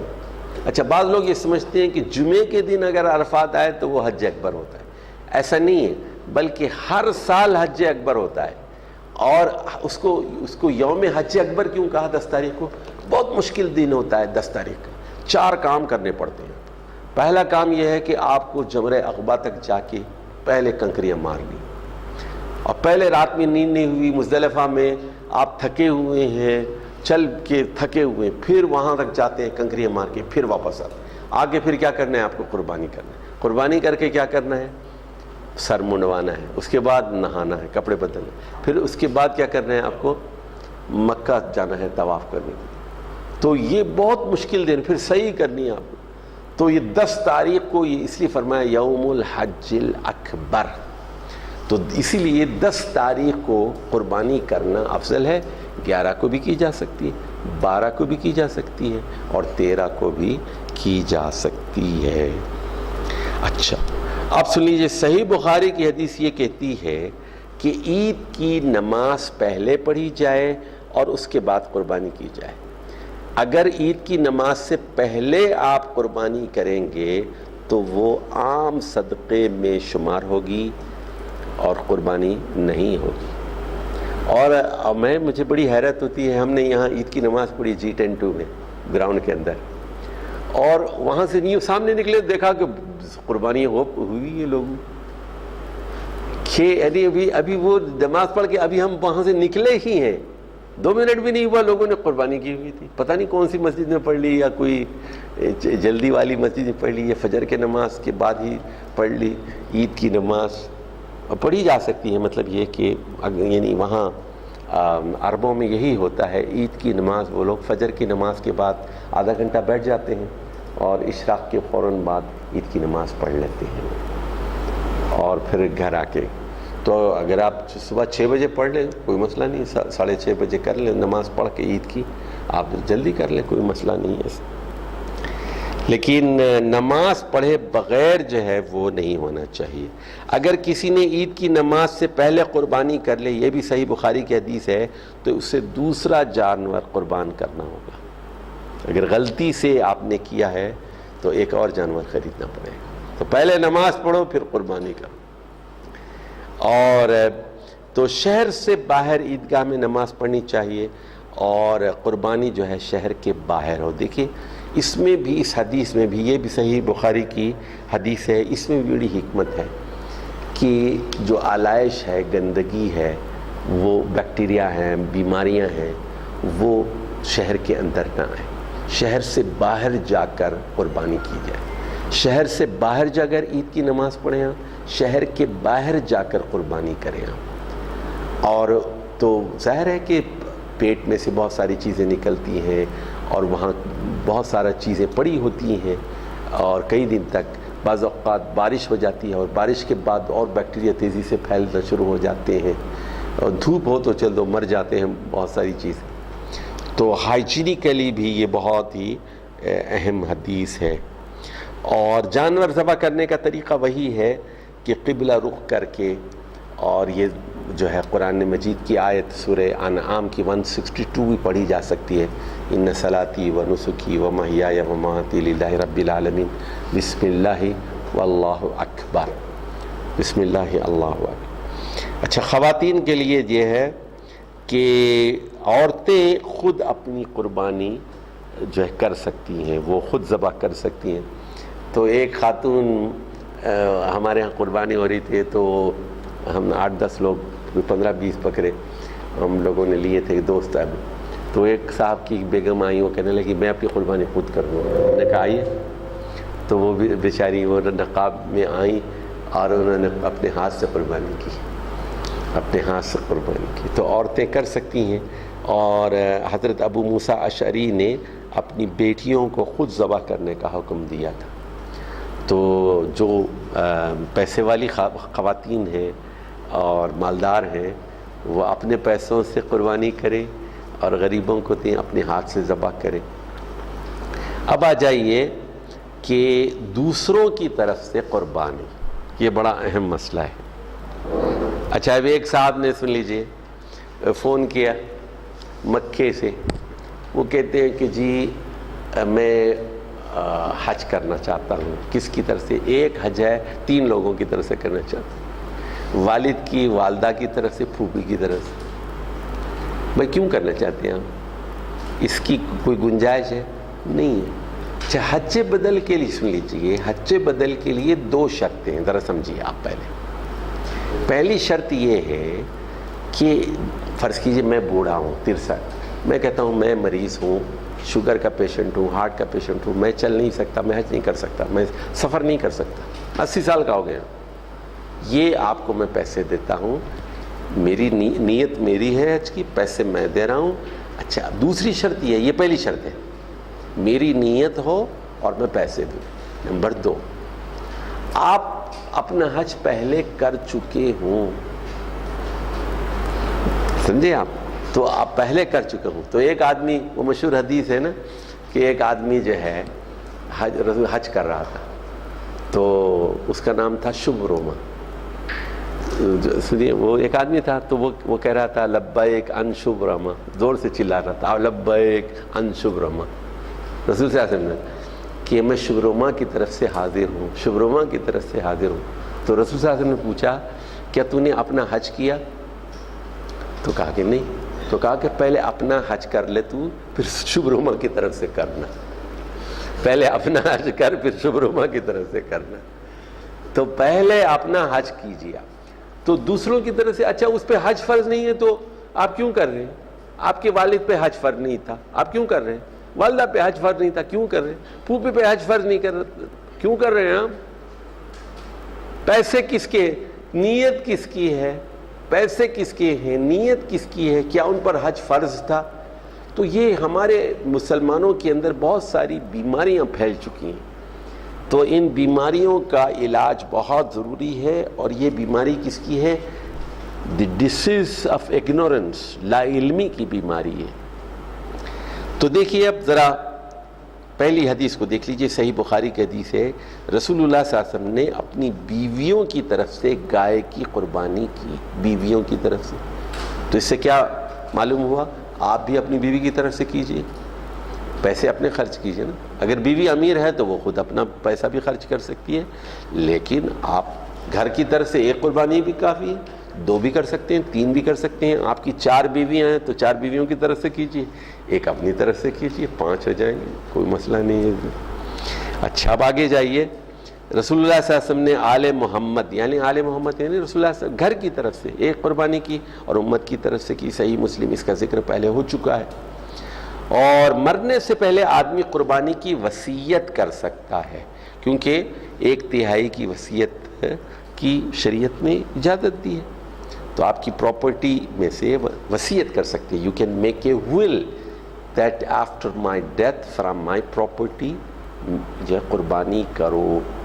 جیسے مثال کے طور پر حضرت عمرو بن عاص رضی اللہ تعالیٰ عنہ جو فاتح مصر ہے، انہوں نے کہا تھا مرتے وقت اپنے بیٹے سے کہ میری طرف سے اتنے اونٹ ذبح کرو، 100 اونٹ ذبح کرو میرے مرنے کے فوراً بعد، اور جب تک جو ہے میں فرشتے جب آئیں گے سوال کرنے کے لیے قبر میں جواب کوئی نہ کوئی اچھا جواب سوچ لیتا ہوں، تو تم یہ قربانی میرے پیسے میں سے کرو تاکہ میری جان جو ہے آسانی سے چھوٹ جائے۔ تو کتنا خوف تھا ان لوگوں کے اندر کہ وہ اللہ کی راہ میں قربانی کرتے تھے اور یہ ڈر تھا کہ اللہ تعالیٰ ان کا محاسبہ کرے گا۔ تو رسول اللہ صلی اللہ علیہ وسلم نے والد اور والدہ کی طرف سے صدقہ کرنے کی اجازت دی، اس پر اجر ملے گا۔ صدقہ کی بات ہو رہی ہے، صدقہ کر سکتے ہیں آپ، اور یہ صحیح مسلم اور صحیح بخاری کی حدیث ہے۔ لیکن سنیے، وفات یافتہ لوگوں کی طرف سے قربانی کی کوئی دلیل ہمیں نہیں ملتی۔ زندہ بھی دیکھیے، بیوی زندہ ہے تو اس کی طرف سے آپ کر سکتے ہیں، بیوی مر گئی اس کی طرف سے کر رہے، اس کی کوئی گنجائش شریعت میں نہیں ملتی۔ بیوی زندہ ہے اس کی طرف سے کر سکتے ہیں آپ قربانی، بیوی مر چکی ہے۔ اب سن لیجیے، بیٹی مر چکی ہے، کیونکہ رسول اللہ صلی اللہ علیہ وسلم کی 3 بیٹیاں ان کی زندگی میں وفات پا گئی تھیں، حضرت زینب، ام کلثوم اور رقیہ، اور آپ کے چچا حضرت حمزہ نے جنگ احد میں شہادت پائی تھی، تو آپ نے مرے ہوئے رشتہ داروں کی طرف سے قربانی نہیں کی۔ اسی لیے ہمیں بھی وفات یافتہ لوگوں کی طرف سے قربانی نہیں کرنی چاہیے۔ اچھا جی، اب آ جائیے قربانی کے گوشت کا مصرف۔ تو اس سلسلے میں 2 آیتیں ہیں، ذہن میں رکھ لیجئے۔ ایک تو ہے سورت الحج کی 28 اور دوسری سورت الحج کی آیت نمبر 36۔ ایک ہی سورت کی 2 آیتیں، 28 اور 36۔ پہلے میں کہا فَكُلُوا مِنْهَا، اس میں سے خود بھی کھاؤ، وَأَطْعِمُوا الْبَائِسَ الْفَقِيرَ، جو بائس ہے، جو بھوکا ہے، جو محتاج ہے، اور جو فقیر ہے، تنگ دست ہے، اس کو بھی کھلاؤ۔ بھوکے کو، تنگ دست کو کھلاؤ، مصیبت زدہ، بائس کا مطلب ہے مصیبت زدہ، اور فقیر جو حالت فقر میں، اور خود بھی کھاؤ۔ کُلُوا مِنْهَا وَأَطْعِمُوا، کھلاؤ البائس الفقیر۔ دوسری آیت ہے کُلُوا مِنْهَا وَأَطْعِمُوا الْقَانِعَ وَالْمُعْتَرَ، قانع والمعتر، خود بھی کھاؤ۔ اب یہاں 2 لفظ آئے ہیں، ایک قانے کا اور ایک معتر کا۔ قانے کا مطلب ہے جو نہیں مانگتا، خوددار ہے، اور معتر مانگنے والا، جو گھر پہ آپ مانگنے کے لیے آ گیا آپ کے، اس کو بھی دو، اور جو نہیں مانگتا، خوددار ہے، مسکین ہے، اس کے گھر لے جا کر پہنچاؤ اس کو۔ تو 3 باتیں ہوں گی نا، خود بھی کھاؤ، قانے کو بھی کھلاؤ، خوددار کو بھی دو، اور فقیر کو بھی دو۔ فَكُلُوا مِنْهَا وَأَطْعِمُوا الْقَانِعَ وَالْمُعْتَرَ۔ تو اب اس کے بعد آ جائیے کہ کفارے کی قربانی کے گوشت سے آدمی خود نہیں کھا سکتا، صرف مساکین کو کھلانا چاہیے۔ اب کفارہ ہے، آپ نے کوئی گناہ کیا تھا مثال کے طور پر، اس کا کفارہ ہے۔ جیسے مثال کے طور پر آپ نے حج کا احرام باندھے بغیر آپ میقات سے اندر داخل ہو گئے یا حدود حرم میں داخل ہو گئے، تو ظاہر ہے کہ آپ کو قربانی دینی ہوگی۔ ایک لطیفہ سنا دوں، کل ایک آدمی کا فون آیا مجھے وہاں سعودی عرب سے، تو اس نے کہا کہ میں جدہ میں بادشاہ کے پیلس میں ابہر میں کام کرتا ہوں، پٹھان بھائی ہمارا۔ تو اس نے کہا کہ جی سعودی عرب نے کہا تھا کہ بغیر رخصہ اور اجازہ کی آپ حج نہیں کر سکتے، اور ہمیں حج کا بڑا شوق تھا، تو وہ احرام والوں کو پکڑ رہے تھے اور چیک کر رہے تھے، اور جو بغیر احرام کے تھے ان کو نہیں پکڑ رہے تھے۔ تو انہوں نے کیا کیا، بغیر احرام کے وہ اندر چلے گئے، بغیر احرام کے، سمجھے، وہ بھور سے جا کے پھر وہ حرم میں جا کے مسجد عائشہ سے، حالانکہ ان کو اپنے گھر سے احرام باندھنا چاہیے تھا، جدہ سے احرام باندھنا چاہیے، کیونکہ جدہ جو ہے میقات میں شامل ہے وہ، کیونکہ یعنی یہ جو ہے میقات، احرام میقات پہ باندھا جاتا ہے، تو ان کا گھر خود میقات پر ہے، واقع ہے، تو وہاں سے باندھے۔ وہ جو ہے مکے میں جا کے چوری سے پہلے اندر چلے گئے، گورنمنٹ کو دھوکہ دے گئے، اور وہاں تو پھر افراد بھی حج کیا، قربانی کی۔ میں نے کہا بھئی یہ تو پھر تم وہاں جا کے باندھا ہے تو پھر قربانی دے، اس میں سے پھر آپ خود نہیں کھا سکتے اس میں، تو یہ کفارے کی قربانی ہے۔ اور قربانی کے گوشت میں سے جزار یعنی قصائی کو اجرت کے طور پر گوشت نہیں دیا جا سکتا. ایکسٹرا یعنی مزدوری الگ دیں، ویسے غریب ہے تو ایکسٹرا دے دیں کچھ گوشت، اجرت کے طور پر گوشت نہیں دیا جا سکتا. یہ صحیح بخاری کی حدیث ہے. یہ اب آ جائیے صحیح مسلم ہے کہ قربانی کا گوشت ذخیرہ بھی کیا جا سکتا ہے. تو یعنی فریج میں رکھ لیں آپ، مہینے بھر کے لیے کھا لیں، کوئی مسئلہ نہیں ہے اس میں. اور حدیث ہے کھولو وادخروا وتصدقوا، کھاؤ، ذخیرہ کرو اور خیرات کرو. کھولو وادخروا وتصدقوا. تو حضرت عائشہ سے اچھا پرانے زمانے میں لوگ کرتے کیا تھے، سن لیجئے، گوشت کی لڑیاں بنا لیتے تھے لمبی سی رسی کی طرح. یعنی یہ گوشت کا ٹکڑا ہے نا، پیس آف میٹ، اس کو ایسے لمبے یوں کاٹتے ہیں، یہ سانپ کی طرح لمبا، تو لمبا ایک چین بن جاتی ہے اتنی لمبی. وہاں اس کو دھوپ میں سکھا دیتے تھے اور اس پہ نمک اور مرچ ادرک لہسن لگا کے اس کو سکھا دیتے. ہم نے بھی بچپن میں یہ چیز دیکھی ہے، اسی لیے اس کو ایام تشریق کہتے ہیں. دھوپ کو وہ نمک لگا کے تو 1 سال تک بالکل محفوظ رہتا ہے، گوشت خراب ہی نہیں ہوتا. پھر اس کو آپ جو ہے پکا لیجئے اس کو. تو کلو وادخروا وتصدقوا. اور اس سلسلے کی آخری بات یہ کہ قربانی کی کھالوں کا مصرف، ظاہر ہے کہ کھال کا بھی وہی مصرف ہے جو قربانی کا ہے. اس کا کیا مطلب ہے؟ خود بھی آپ کھال استعمال کر سکتے ہیں، قانے کو بھی دے سکتے ہیں، موتر کو بھی دے سکتے ہیں.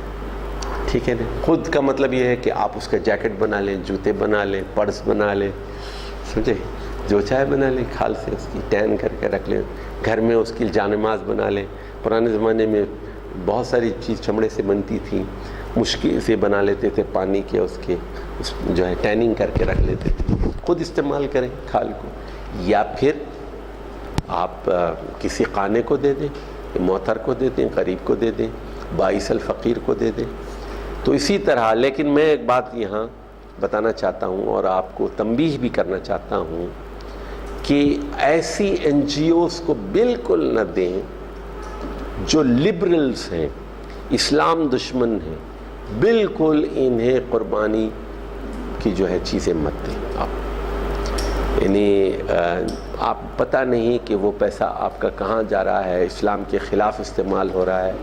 تو آپ میک شیور آپ ان لوگوں کو دیں جو اس پیسے کا صحیح استعمال کر سکیں، واقعی وہ محتاجوں تک پہنچ سکیں.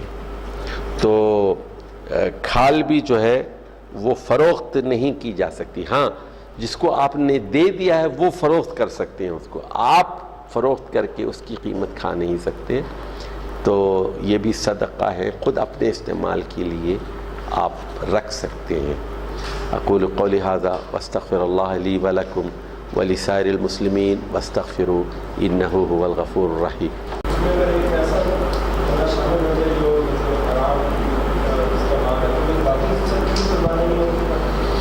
بھائی، آپ کا امام اگر نماز پڑھا رہا ہے اور وہ اگر شرابی ہے، زانی ہے، گناہ کبیرہ کا مرتکب ہے، تو آپ کی نماز پہ کیا اثر پڑے گا؟ آپ اپنی نماز پڑھیں، اس کی اپنی نماز. اور ہمیں کیا پتہ ہے، مطلب یہ کہ اندر اب وہ سنیے، وہ نماز پڑھا رہا ہے تو قرآن شریف پڑھ رہا ہے یا غالب کی غزل پڑھ رہا ہے، آپ کو کیا پتہ؟ سمجھ رہے ہیں؟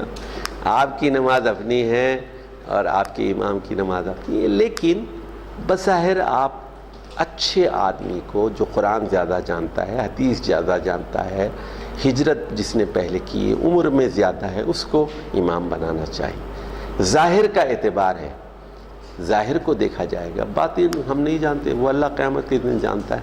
ہم کسی کے سینوں کے رازوں سے واقفیت حاصل نہیں کر سکتے. جی بیٹا. یہ سب کے بکرے جو دیتے ہیں جی سینٹر میں، وہ زیادہ افضل ہے یا خود کاٹ کے خود ڈسٹریبیوٹ کر کے ہوتے ہیں؟ سب کے بکرے جو ہوتے ہیں کو اس سے فرق نہیں پڑتا، ایز لانگ ایز آپ کو یقین ہے کہ جس کو آپ بکرے دے رہے ہیں وہ اللہ کے لیے ذبح کرے گا. دیکھیے دیندار لوگ ہیں، عیدی اودی کو میں پسند نہیں کرتا. اس کی وجہ ہے کہ عیدی جو ہے ایک بہت ہی غیر دیندار آدمی ہے. اس کا اسلام سے بہت کم تعلق ہے، اور وہ صاف کہتا ہے کہ میں مذہبی آدمی نہیں ہوں. بلکہ جنگ میں اس کا ایک انٹرویو شائع ہوا جو بہت ہی خطرناک قسم کا انٹرویو تھا. وہ کہتا ہے کہ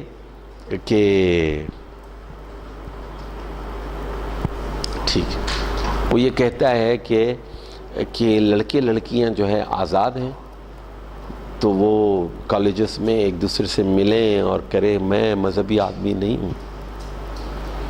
تو اس طرح کی اس کی ابھی تو بیچارہ بہت مرنے کی حالت میں اللہ کے پاس جانے والا ہے. اللہ کرے کہ اس کا خاتمہ ایمان پر ہو، صحیح اس پر ہو. لیکن دیکھیے، آپ جن لوگوں کو جانور جس کے حوالے کر رہے ہیں، آپ کو یقین ہونا چاہیے کہ وہ دیندار لوگ ہیں، صحیح طریقے سے ذبح کریں گے، صحیح لوگوں میں تقسیم کریں گے. تو یہ یعنی make sure that you are handing over to the right people. یہ نہیں ہے کہ آپ دے دیا اور آپ کی ذمہ داری ختم ہو گئی. جی فرمائیے. سوال یہ کہ ایک آدمی جو کہ مقروض ہے، جیسے آج کل نظام میں کار لیزنگ اور ان چیزوں کا کافی ہو ہے، کوئی ایسے معاہدے کے اندر ہے کار لیزنگ کر لی، اس طرح مقروض ہے، رینٹ کا قرضہ بھی دینا، لیکن ایک کمائی بھی کر لیا، اس پہ قربانی کس حد تک واجب ہے اور اس کا کیا؟ دیکھیے اوور آل آپ کے ایسٹس، دیکھیے مقروض کیا ہے ذرا سمجھ لیجئے. پہلے آپ اسلام کے نزدیک مقروض کی کیا تعریف ہے، پہلے اس کو سمجھ لیجئے کہ you have your assets and you have your liabilities. Over all آپ کے ایسٹس زیادہ ہیں یا لائبلٹیز زیادہ ہیں؟ آپ نے فرض کیجئے 20 لاکھ کی آپ نے ٹویوٹا خرید لی، ٹھیک ہے، اور آپ کہتے ہیں کہ میں مقروض ہوں. ارے بھائی 20 لاکھ کی گاڑی ہے نا آپ کے پاس، مقروض کہاں ہے آپ؟ فرض کیجئے آپ نے 10 لاکھ ڈاؤن پیمنٹ کی ہے، 10 لاکھ آپ نے قرض لیا ہے، ٹھیک ہے، چلیے قسطوں پہ لیا ہے، اسلامک بینکنگ سے لیا ہے، جو بھی طریقہ ہے، ٹھیک ہے نا. تو آپ کو میں مقروض نہیں سمجھتا. آپ کہتے ہیں کہ میں حج نہیں کروں گا، میں حج کے لیے جائیں آپ. تو اسی طرح کاروبار میں یہ ہوتا ہے کہ آپ کی دکان میں بہت بڑا بزنس ہے، فرض کیجیے 10 کروڑ کا سامان پڑا ہوا ہے اسٹور میں، but you have to give bills also. لوگوں کو 1-2 کروڑ دینے، سو نو پرابلم. 2 کروڑ دینے ہیں نا، 10 کروڑ کا مال پڑا ہوا، اس کا مطلب کیا ہے 8 کروڑ آپ کے پاس ہے، 8 کروڑ پہ زکوٰۃ دیجئے آپ. جیسے آپ کے فریج کی دکان ہے فرض کیجئے، آپ کی کارپیٹس کی دکان ہے فرض کیجئے آپ کی، تو آپ کے پاس 20-25 لاکھ کی کارپیٹس پڑی ہوئی ہیں، 2 لاکھ کسی کو دینے ہیں، تو آپ کہتے ہیں میں مقروض ہوں. نو، آپ مقروض نہیں ہیں. Overall you are in plus. آپ پر حج بھی فرض ہے، آپ پر زکوٰۃ بھی فرض ہے، آپ کے پر قربانی بھی ضروری ہے. تو you are not considered as a poor person. Over all دیکھیے آپ کیا ہیں. جی فرمائیے.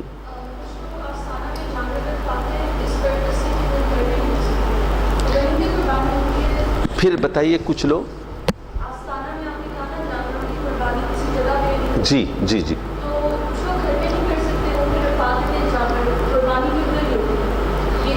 نہیں، وہ قبر کے اوپر لے جا کر جانور رکھنا، وہاں جا کر،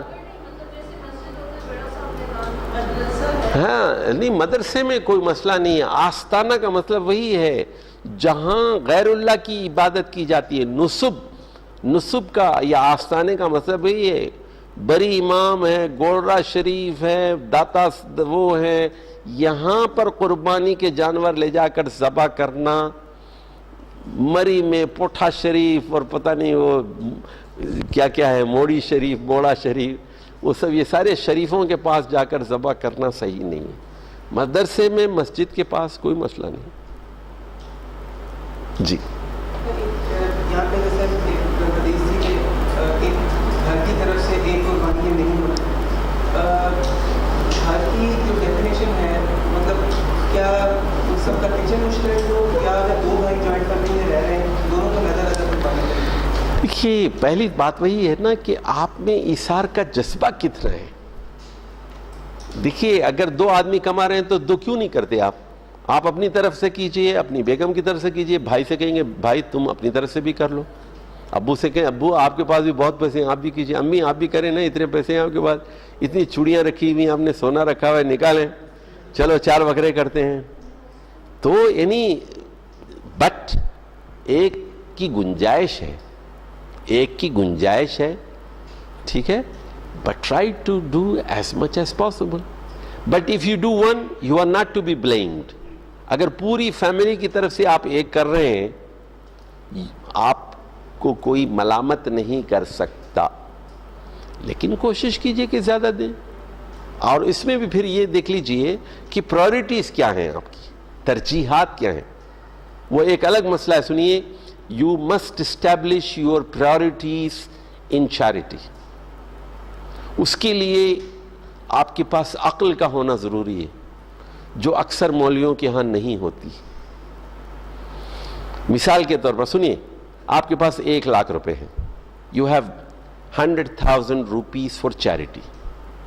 تو اب اس میں یہ ہے کہ کیا میں مسجد کو دوں, مدرسے کو دوں, ہاسپٹل کو دوں, مریض کو دوں, خالہ کو دوں, بیوہ بہن کو دوں. کئی آپ کے پاس آپشنز ہیں نا. ہے تو 1,00,000 روپے آپ کے پاس, کہاں کہاں دوں, کتنا دوں. تو اس میں آپ you have to have a sense of gradation, درجہ بندی کی صلاحیت ہو آپ کے پاس. نہیں, یہ بہت ضروری ہے. یہ لوگ سود میں پھنسے ہوئے ہیں, قرض ہے, یہ خالہ ہماری بڑی مجبور ہیں, پیسے کی محتاج ہیں, I have to rescue her first. یہ مر رہے ہیں, دے آر ان ہاسپٹل, سمجھے, یہ مر جائے گا میرا بھائی, میرا بھتیجا, I have to save his life. تو آپ دیکھیے نا, تولے, یعنی یو دیکھیے دین کیا ہے, سمجھداری کا نام ہے. دین میں کیا کرنا پڑے گا, تولنا پڑے گا کہ یہ پرائورٹی 1 ہے, یہ پرائورٹی 2 ہے, یہ پرائورٹی 3 ہے, یہ پرائورٹی 4 ہے, یہ پرائورٹی 5 ہے. تو پہلے میں یہاں دوں گا, اس کے بعد بچے گا تو یہاں دوں گا, اس کے بعد بچے گا تو یہاں دوں گا, اس کے بعد بچے گا تو یہاں دوں گا. دینا تو سب کو چاہتا ہوں, نیت تو بڑی اچھی ہے میری, لیکن جیب محدود ہے.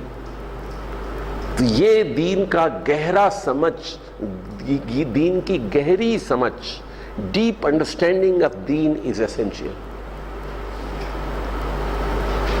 ترجیحات, وہ یوسف القرداوی کی جو کتاب ہے ترجیحات, سب بہترین کتاب ہے. یعنی میں کہتا ہوں کہ غالباً لاسٹ 25 ایئرس میں جو عظیم الشان کتاب لکھی گئی نا, جس طرح میں کہتا ہوں کہ دی book of this century, Maulana Maududi کی 4 بنیادی اصطلاحات جو ہیں, that is the book of this century.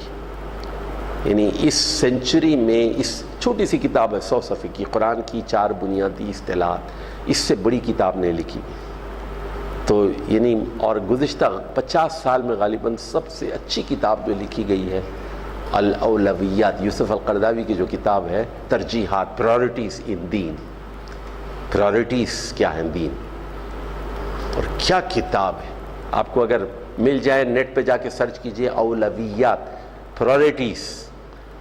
اور میں اس کتاب کو میں نے بہت مرتبہ پڑھا ہے, پڑھایا ہے کئی مرتبہ, لیکن میں اس کے نشے سے نہیں نکلا ہوں ابھی تک, اور پڑھانا چاہتا ہوں, لوگوں کو سمجھانا چاہتا ہوں. اس کا ایک صفحہ جو ہے نا, وہ اٹ ڈیمانڈس, 300-400 صفحے کی کتاب ہے, ایک صفحہ اس کا 1 گھنٹے کی تشریح ہو سکتی ہے اس پر. ایسے انہوں نے اصول قرآن اور سنت سے نکال کے رکھے. تو یہ ذرا اپنے سامنے رکھیں کہ پرائورٹیز آپ کی کیا ہیں. جی پوائنٹ نہیں سمجھ آیا تھا اس میں. ایک بات ہوئی کہ ہر سال ہر گھر سے ہر فرد کا قربانی فرض ہے, اور اس کے بعد اگلا پوائنٹ ہے کہ نہیں ہے تینوں. ہر فرد پر نہیں, ہر سال ہر گھر پر سے, ہر فرد پر نہیں, ہر فرد کا ذکر نہیں. ہاں تو اہل بیت کی طرف سے نا, سب کی طرف سے ہے نا. اس میں جو الفاظ ہیں, کان الرجل فی عہد رسول اللہ صلی اللہ علیہ وسلم یداہی بالشاۃ عنہ وعن اہل بیتی. بالشاۃ, ایک بکری اپنی طرف سے بھی اور اپنے تمام گھر والوں کی طرف سے. عنہ وعن اہل بیتہ, عنہ وعن اہل بیتہ. حضرت ابو ایوب انصاری کی حدیث ہے, ابن ماجہ اور ترمذی میں یہ آئی ہے. جی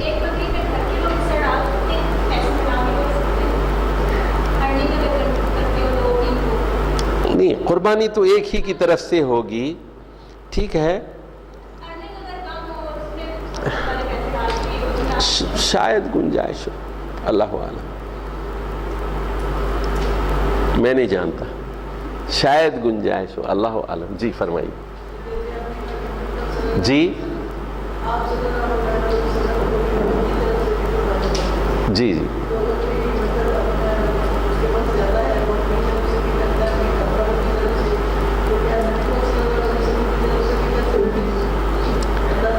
یہ اکثر لوگ کرتے ہیں، لیکن نہیں، مجھے اس کی کوئی دلیل نہیں ملی۔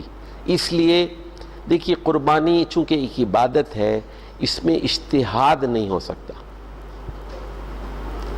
تو رسول اللہ صلی اللہ علیہ وسلم کی طرف سے قربانی کی کوئی دلیل نہیں ہے، سمجھے، کوئی دلیل نہیں ہے۔ یعنی میں نے کہا تھا نا آپ کو، زندہ لوگوں کی طرف سے تو دلیل ملتی ہے آپ کو، بیوی زندہ ہے، بیوی کی طرف سے ہو سکتی ہے، شوہر زندہ ہے، آپ یعنی بیوی جو ہے شوہر کی طرف سے قربانی کر لے، لیکن مرے ہوئے آدمی کی طرف سے قربانی کرنے کی کوئی دلیل ہمیں ملتی نہیں۔ جی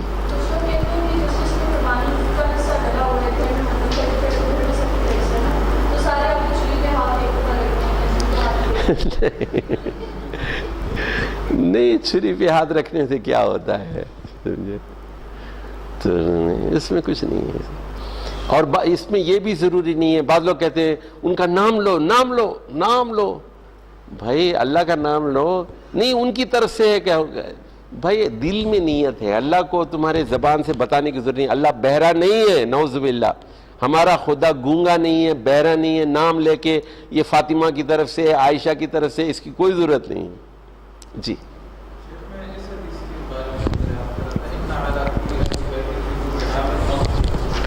ہاں، اس کی نہیں سمجھ آ رہی کہ ہر گھر والا میں قربانی ضروری اور پھر بعد میں جمہور کے نتیجے سنت موقع ہے اور تمام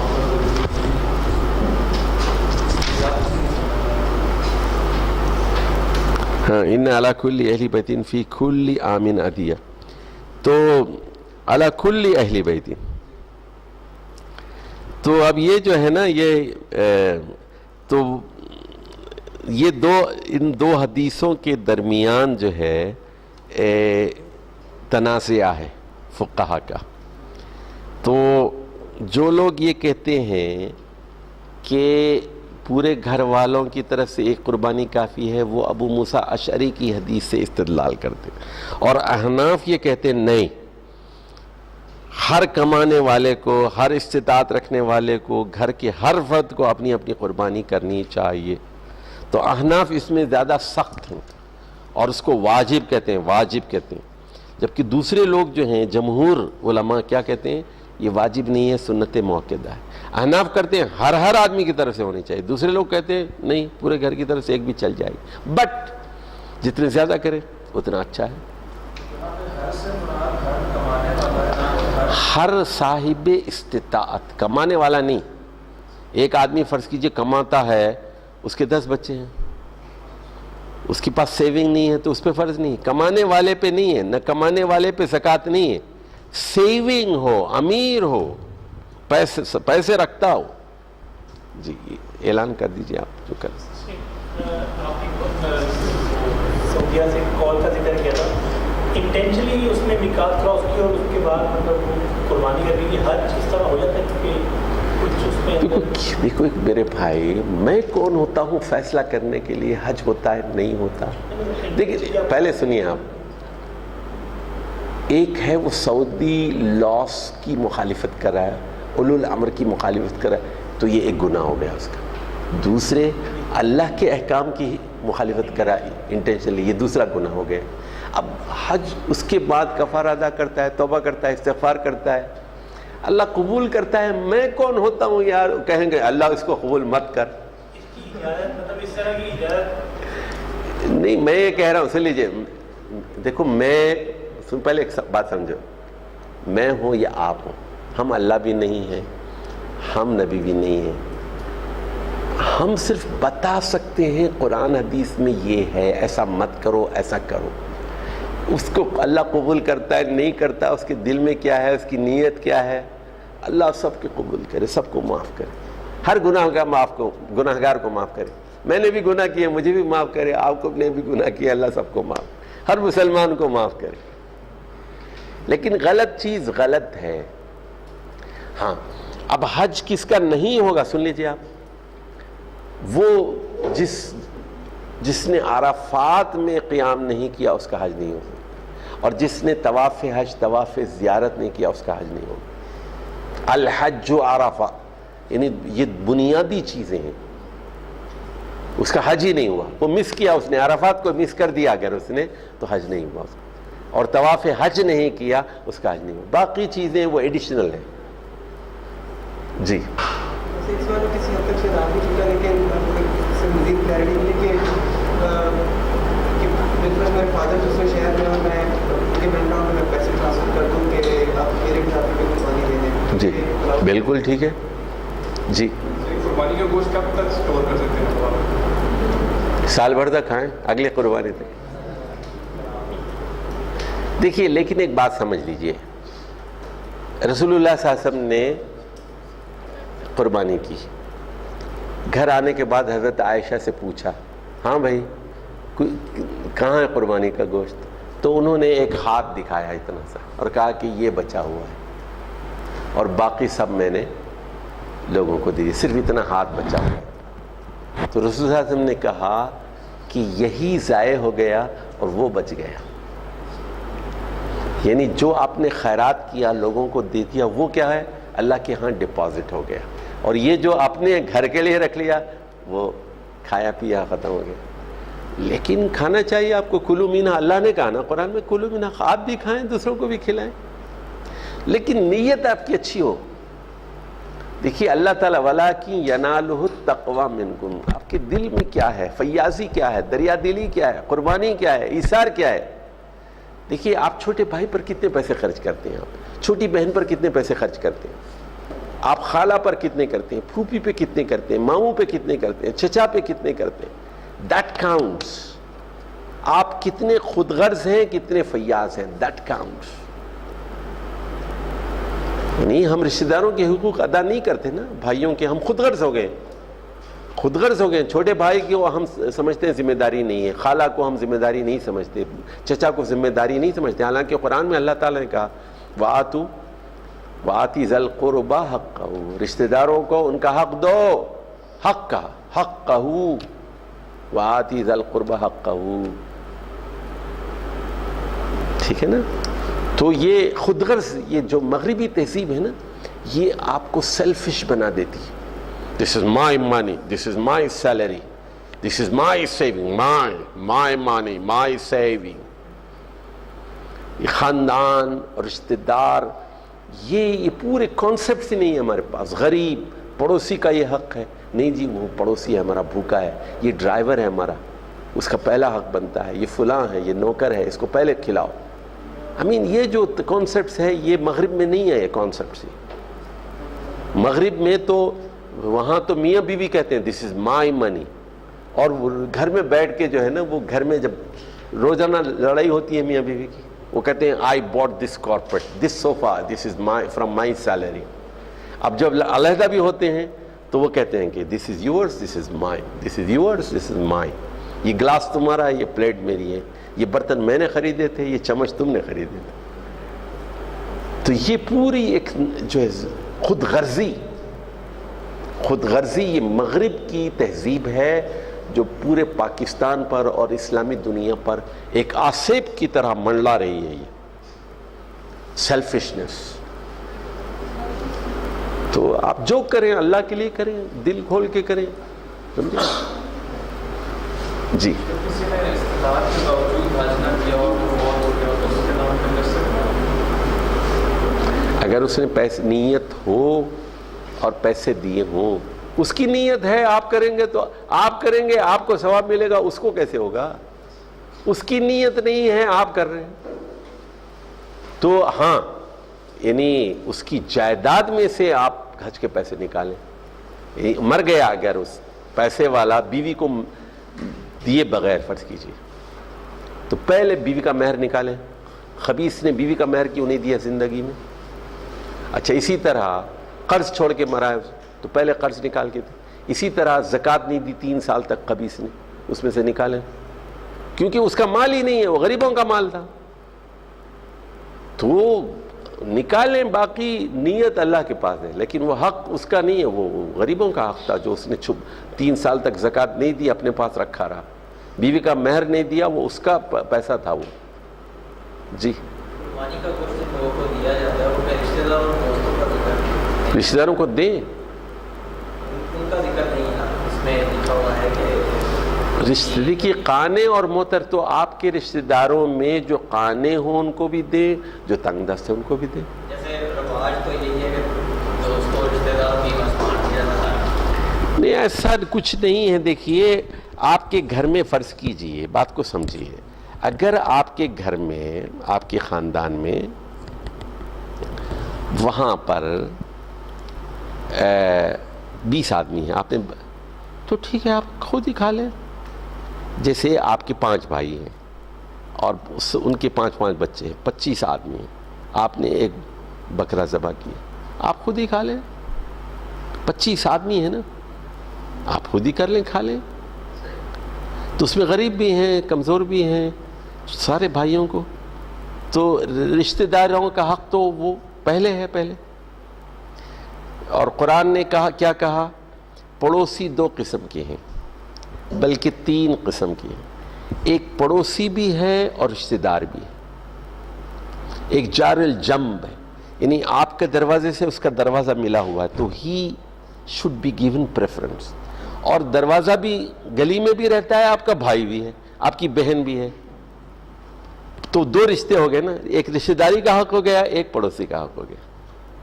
اسی طرح دور کا پڑوسی ہے 8-10 گھروں کے بعد، اور ایک ہے نیکسٹ ڈور، تو پھر رائٹ ہینڈ اور لیفٹ ہینڈ وہ اس میں بھی دیکھنا پڑے گا. جیسے حضرت عائشہ نے پوچھا کہ میں نے سالن بنایا، شوربہ بنایا، تو لیکن لمیٹڈ ہے، تو میں کون سے پڑوسی کو بھیجوں؟ پہلا کس کا ہے؟ تو فرمایا جس کا دروازہ تمہارے دروازے سے زیادہ قریب ہو. جس پڑوسی کا دروازہ تمہارے گھر سے زیادہ قریب ہو اس کی پرائرٹی ہے. سمجھے؟ جاری ذی القربہ بھی ہے، جاری ذی القربہ تو پڑوسی بھی ہے، رشتہ دار بھی ہے. جی نبی علیہ السلام نے ہماری طرف سے جو ہم لوگ کی طرف سے رسول اللہ صلی اللہ علیہ وسلم کی طرف سے قربانی کرنے کی کوئی دلیل صحابہ سے، تابعین سے، تبع تابعین سے نہیں ملتی. تو دیکھیے پہلے تو ہم قرآن میں دیکھیں گے، پھر حدیث میں دیکھیں گے، اور حدیث کے بعد کس کو دیکھیں گے؟ صحابہ کو دیکھیں گے، پھر اس کے بعد تابعین اور تبع تابعین کو دیکھیں گے. اور ورنہ پھر ان چیزوں کو کیا سمجھا جائے گا؟ ان کو بدعت سمجھا جائے گا. جی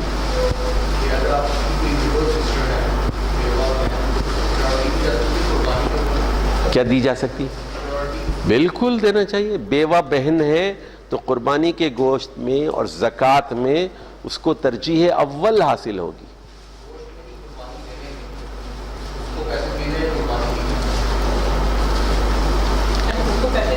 پیسے وہ ڈیپینڈ کرتا ہے نا کہ اس کا گزارا نہیں ہو رہا ہے، اس کا خرچہ نہیں ہو رہا ہے، اس کے اگلے مہینے کھانے کے لیے نہیں ہے، تو آپ قربانی نہ کریں، پہلے کھانا کھلائیں اس کو. بیوہ بہن ہے آپ کی، محتاج ہے، اس کا گھر نہیں چل رہا ہے، تو قربانی پرائرٹی نہیں ہے آپ کے لیے. بہن کی کفالت، بیوہ بہن کی کفالت پرائرٹی 1 ہے. وہ بھوکی مر جائے گی بیچاری، اس کے بچے بھوکے مریں.